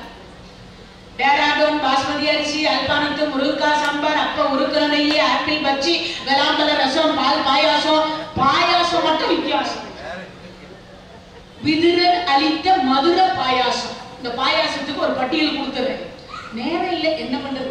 இறைவனுடைய கருணையினால் உலகத்தில் இருக்கக்கூடிய எத்தனை வகையான பழம் இருக்குமோ அத்தனை வகையான பழமும் மரத்திலேயே பழுக்க விட்டு கைப்படாமல் அதை பறித்து எடுத்து பன்னீர் விட்டு கழுவி தனித்தனியாக சாறு பிடிந்து ஒவ்வொன்றா தனித்தனியா சாறு பிடிந்து வச்சுக்கணும். உலகத்தில் எத்தனை வகை பழம் இருக்கும் அத்தனையும். அதுக்கப்புறம் காராப்பசியினுடைய பாலை, 4 படி பாலை ஒரு படியா சுண்டை காய்ச்சி அதுல பாதாம், பிஸ்தா, முந்திரி என்று சொல்லக்கூடிய அனைத்தையும் அப்ப உருக்கின நெய், பசு நெய்யில வறுத்து அதுல போட்டுட்டு டைமண்ட் கற்கண்டு கலந்து கொம்பு தேனை மிக்ஸ் பண்ணி சாப்பிடறதுக்கு கொஞ்ச நேரத்துக்கு முன்னாடி அந்த பழரசம் ஒரு கரண்டி, இந்த பால் ரசம் ஒரு கரண்டி, ரெண்டும் ஒன்னா மிக்ஸ் பண்ணி அந்த நேரத்துக்கு ஊற்றுவார. அதுக்கு பேரு மதுர பாயாசம். முடியுமான்னு யோசிக்கிறேன். முடியுமான்னு யோசிங்க. அதுக்கு பேர் என்னது? விதுரர் அளித்த மதுர பாயாசம்னு பேரு. சரி, இப்ப அந்த மதுர பாயாசம் முதல்ல தலவார இலை போட்டார். 2ல இருந்து அனைத்தையும் வச்சு சமையல் பண்ணி முடிச்சு எல்லாம் போட்டாச்சு. இப்ப அந்த பாயாசம் சாப்பிடுகிறார். பாயாசத்தை குடிக்கிற பொழுது சுவை வித்தியாசம் வித்தியாசம் வித்தியாசம். ஏன்? மாதுளம்பழம் ஒரு டேஸ்ட், ஆப்பிள் ஒரு டேஸ்ட், திராட்சை ஒரு டேஸ்ட், சீதாப்பழம் ஒரு டேஸ்ட், ஒன்னொன்னு ஒவ்வொரு வகையாக இருக்கும். இவர் சுவைக்க சுவைக்க சுவைக்க அது வாழை இலை, ஒரு பக்கம் நெய், ஒரு பக்கம் கொம்பு தேன், ஒரு பக்கம் டைமண்ட் கற்கண்டு, இது அனைத்தும் சேரவும் அது வளவளா வளவளான்னு வடிக்கிட்டு போகுது. பார்த்தார் பகவான். முதல் ஒரு கையில சாப்பிட்டார், முடியல. 2 கையில சாப்பிட்டார், முடியல.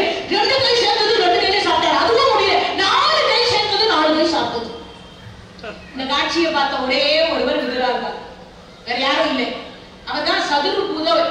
4 கையால சாப்பிட்ட காட்சியை பார்த்த ஒரே ஒருவர் விதுரர். இந்த காட்சியை பார்த்துட்டே இருக்கிறவர் பக்கத்திலே விதுரனுடைய மனைவி வைதேகி நிற்கிறா. அவருக்கு கூட தெரியல. சரி, நின்று கொண்டே இருக்கிறார். வைதேகி பழம் கொண்டு வந்தார். அங்க 6 லட்சம் பேர் உட்கார்ந்திருந்தாங்கல்ல, நிறைய பேர் பகவான் சாப்பிடுறதுல உடனே இதுவரைக்கும் விதுரனுடைய வீட்டுக்கு யாரும் விருந்துக்கு வரல. அன்னைக்கு பார்த்து பகவானே விருந்துக்கு போனாரா, மொத்த பேர் அங்க வந்துட்டாங்க. எல்லாருக்கும் சாப்பாடு ஓடிக்கிட்டு இருக்கு. எல்லாரும் பழத்தை எடுத்துட்டு போய் கடைசி வந்து சாப்பிட்டுட்டாங்க. இவரு ருசிச்சு ரசிச்சு சாப்பிட்டு முடிச்சு கடைசியா வாழைப்பழம் கொடுக்கலான்னு பார்த்தா அது பச்சையா நின்று பழம் பழுக்கவே இல்லை. விதுரனுடைய மனைவிக்கு மிகப்பெரிய பக்குவம். ஐயோ, கணவர் வாழைப்பழம் கேட்கிறார், ஆனா இது பழுக்கவே இல்லை, என்ன பண்றது? உடனே பண்ணா காதலாகி கசிந்து கண்ணீர் நல்கி ஓதுவார் தம்மை நன்னடி குறிப்பதும் வேதம் 4 மெய்ப்பொருளாகவும் நாதம் நாதம் நமச்சிவாயவே.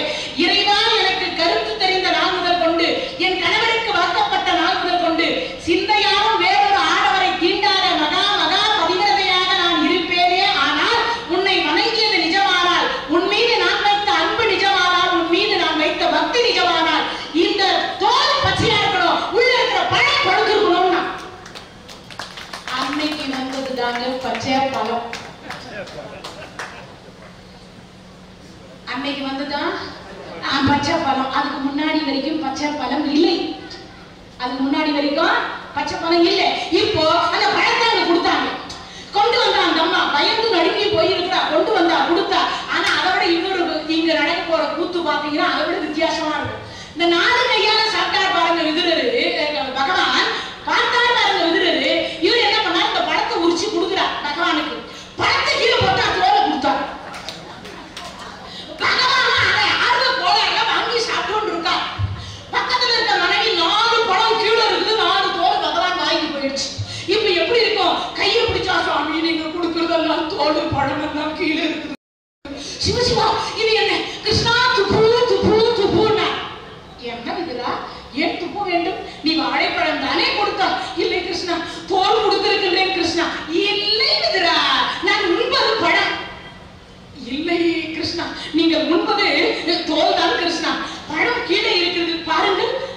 இல்லை விதுரா, அது பழம் தான். வேண்டுமானால் நான் வாயை காட்டவா?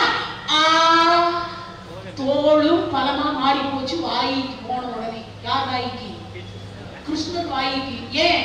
இந்த அம்மா பயந்துட்டு இருந்தா. என்னன்னு? பழம் மஞ்சளா ஆகல,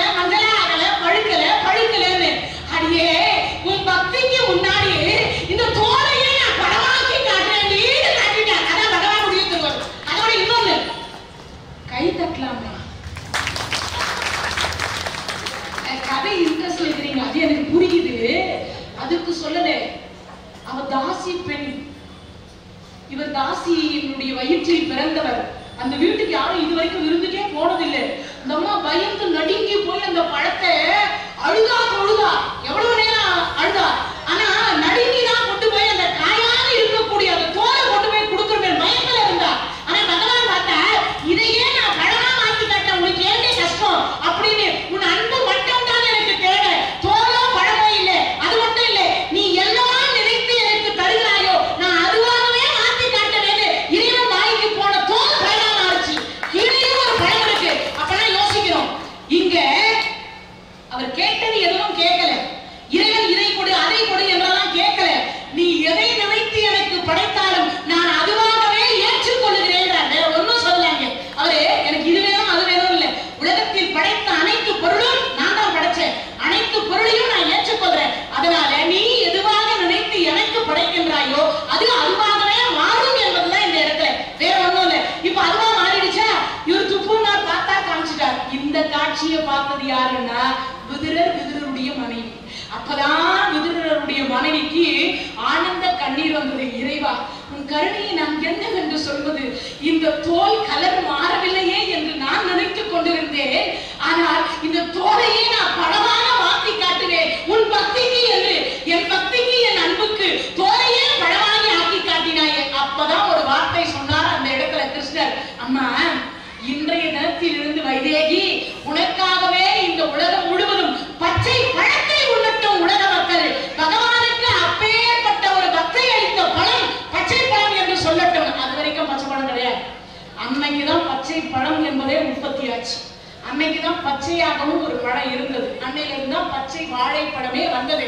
அதனாலதான் அதை சாமிக்கு படைக்கல, இறைவனுக்கு மட்டும் அன்னைக்கு அந்த அம்மா பக்தை கொடுத்ததுனால பக்தர்கள் சாப்பிடுறதுக்கு இறைவன் கொடுத்துட்டார்கள். அப்படிப்பட்ட ஒரு காட்சி அவங்க பார்த்தாங்க, முடிச்சுட்டாங்க. மறுநாள் சபைக்கு போகிறார். துரியோதனன் கீழே உட்கார்ந்து ஒரு பக்கம் சிம்மாசனத்துல இருக்கான். சிம்மாசனத்துல இருக்கிறவன் இந்த இடையன் மடையன் திருட்டு கிருஷ்ணன் எழுந்து அவன் வர பொழுது எழுந்து நின்று எவனும் மரியாதை செய்யக்கூடாது. அப்படி எவனாவது எழுந்து நின்று மரியாதை செய்தா அவன் ஊர் தீ வச்சிருவேன்.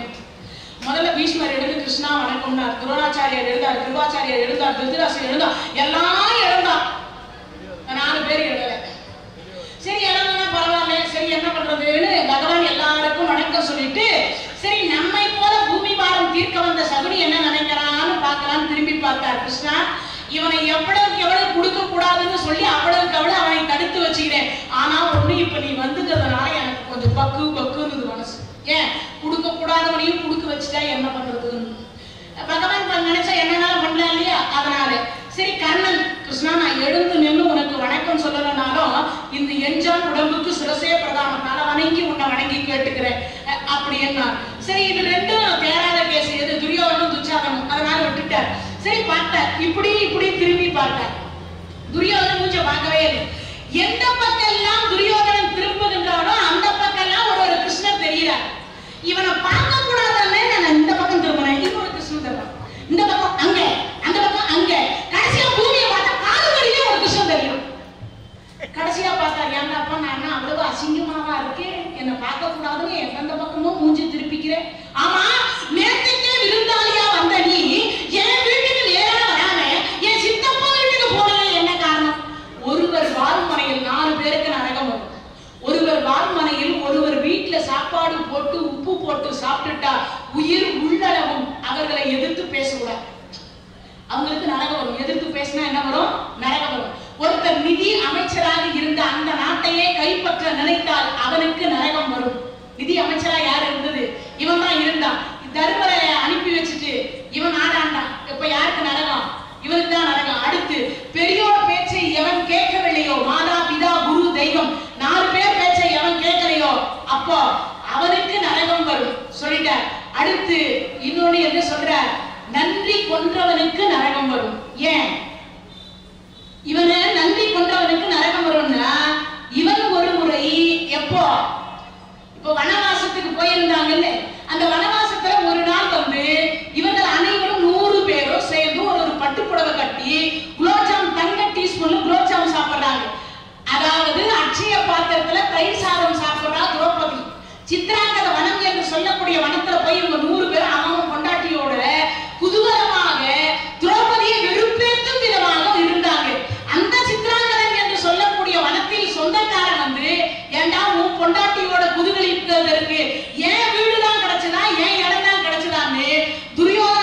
கொண்டாட்டிய துச்சாதனோடையும் துச்சாதனம் கொண்டாட்டிய துரியோதனோடையும் கைச்சாரம் உண்ண வச்சு கட்டி இங்க இருந்து அந்த காம்பவுண்ட் வச்சா அந்த காம்பவுண்ட்ல இருந்து இங்க வச்சான்.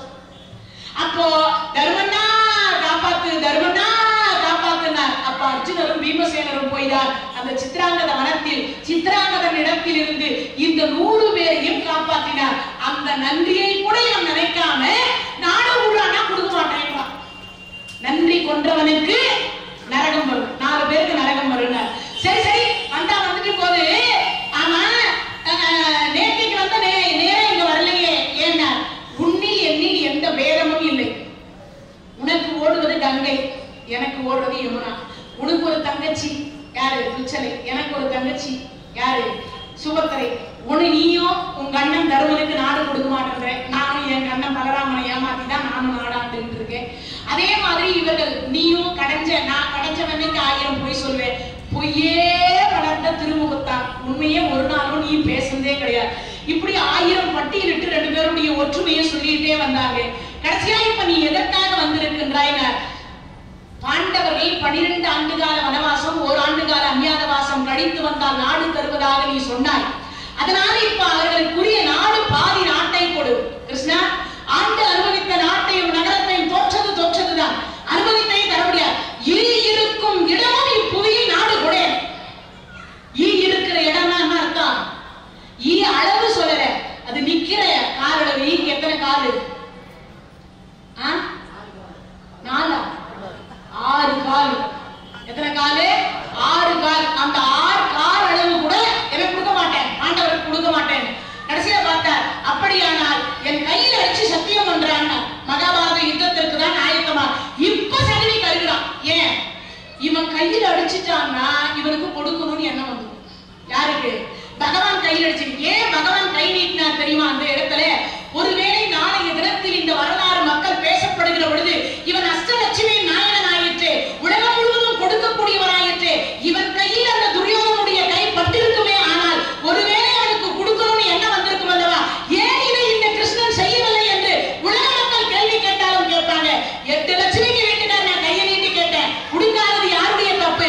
அவனுடைய தப்பு என்று நாளைய தினத்தில் துரியோதனை குறை சொல்வார்களே தவிர என்னை குறை சொல்ல மாட்டார்கள். பகவான் கையை நீட்டினார். அவன் பார்த்தான், ராஜாதிராஜ ராஜமார்த்தாண்ட ராஜகுலத்துங்க வணங்காமடி சேகனை போயும் கேவலம் எடையம் அடையம் திருட்டு கிருஷ்ணன் இவன் கையில ஏன் கைப்படுவதா அப்படின்னு நினைச்சு கீழே பளிங்கு தரையில சத்தியமா கிருஷ்ணா இருக்கும் இடமும் இப்புவியில் நாடு கூட பாண்டவர்களுக்கும் எங்களுக்கும் மகாபாரத யுத்தத்திற்கு ஆயத்தமானாலும் ஆவேரே தவிர முன்வச்ச கால பின்வைக்க மாட்டேன். மகாபாரத யுத்தத்திற்கு நான் தயார், இது சத்தியம்.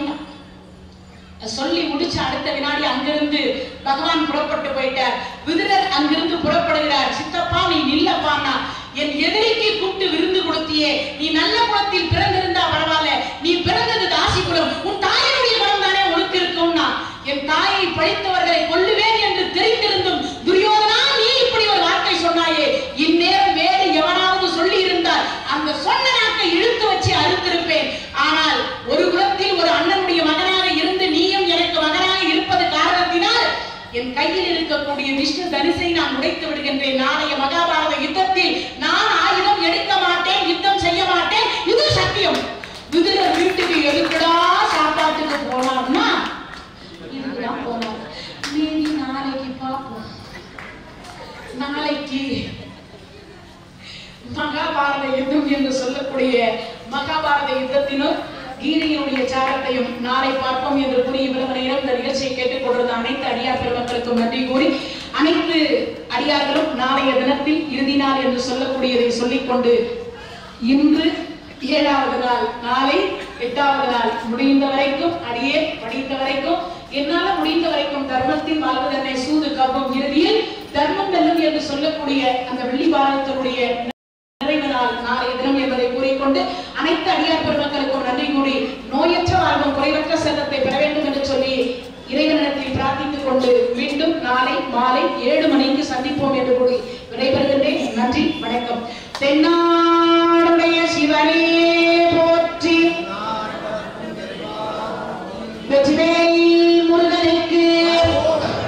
அதே போல இங்கு அஷ்டலட்சுமி நாயகனுடைய திருப்பெயராக இருக்கக்கூடியது விஷ்ணு சகஸ்ர நாமம் அப்படின்னு சொல்லக்கூடிய ஷாட் அப்படின்னு சொல்லக்கூடியது 108 நாமம். இந்த 108 நாமங்கள் இங்கு ஒரு 250 பெண்டிங் பண்ணி கொண்டு வந்து வச்சிருக்கேன்.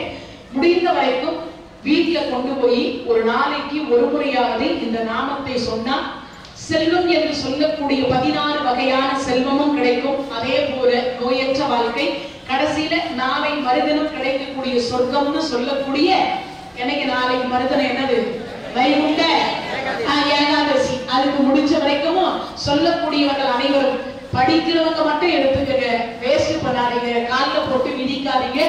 அது மட்டும் இல்ல, விபூதியும் குங்குமம் அடிக்கிறதுக்கு பயன்படுத்திடாதீங்க என்பதை அன்போடு கேட்டுக்கொண்டு, படிக்கிறவங்க மட்டும் இந்த நாமத்தை எடுத்துக்கொள்ளுங்க. வீட்டு பூஜை அறையில வச்சு தினமும் இதை படிங்க. 108 பகவானுடைய நாமம் என்பதை கூறிக்கொண்டு இப்பொழுது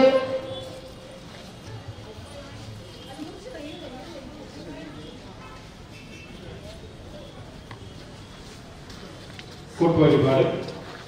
தென்னாடுடைய சிவனே போற்றி, எந்நாட்டவர்க்கும் இறைவா போற்றி. ஓம் நம சிவாய, ஓம் நம சிவாய, ஓம் நம சிவாய, ஓம் நம சிவாய, ஓம் நம சிவாய.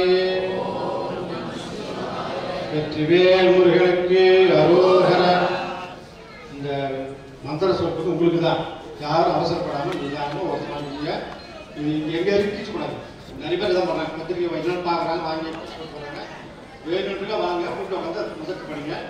இந்திய நாள் உபயதாரர் நிறைய பேர் PM முரளி மற்றும் கையிலை லட்சம் நினைத்துக் கொண்டு மீண்டும் நாளை மாலை 4 சந்திப்புகளில் நிகழ்ச்சி நடைபெறுகிறது. நன்றி, வணக்கம்.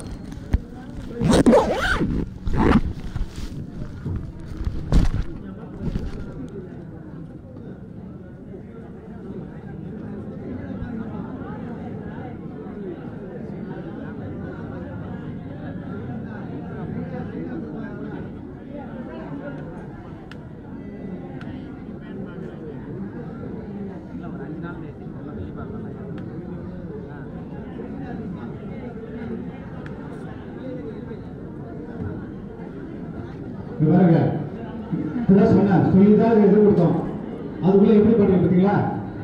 இந்த மந்திரம் உங்களுக்கு பயன்படுத்துறதுக்காக தான் கொடுத்துருக்கோம். அடுத்ததுக்காக அப்படி பண்ணினா இருக்கோம், அப்படி எல்லாம் நிறைய கொடுத்துருப்பாங்க. இதான வாங்க.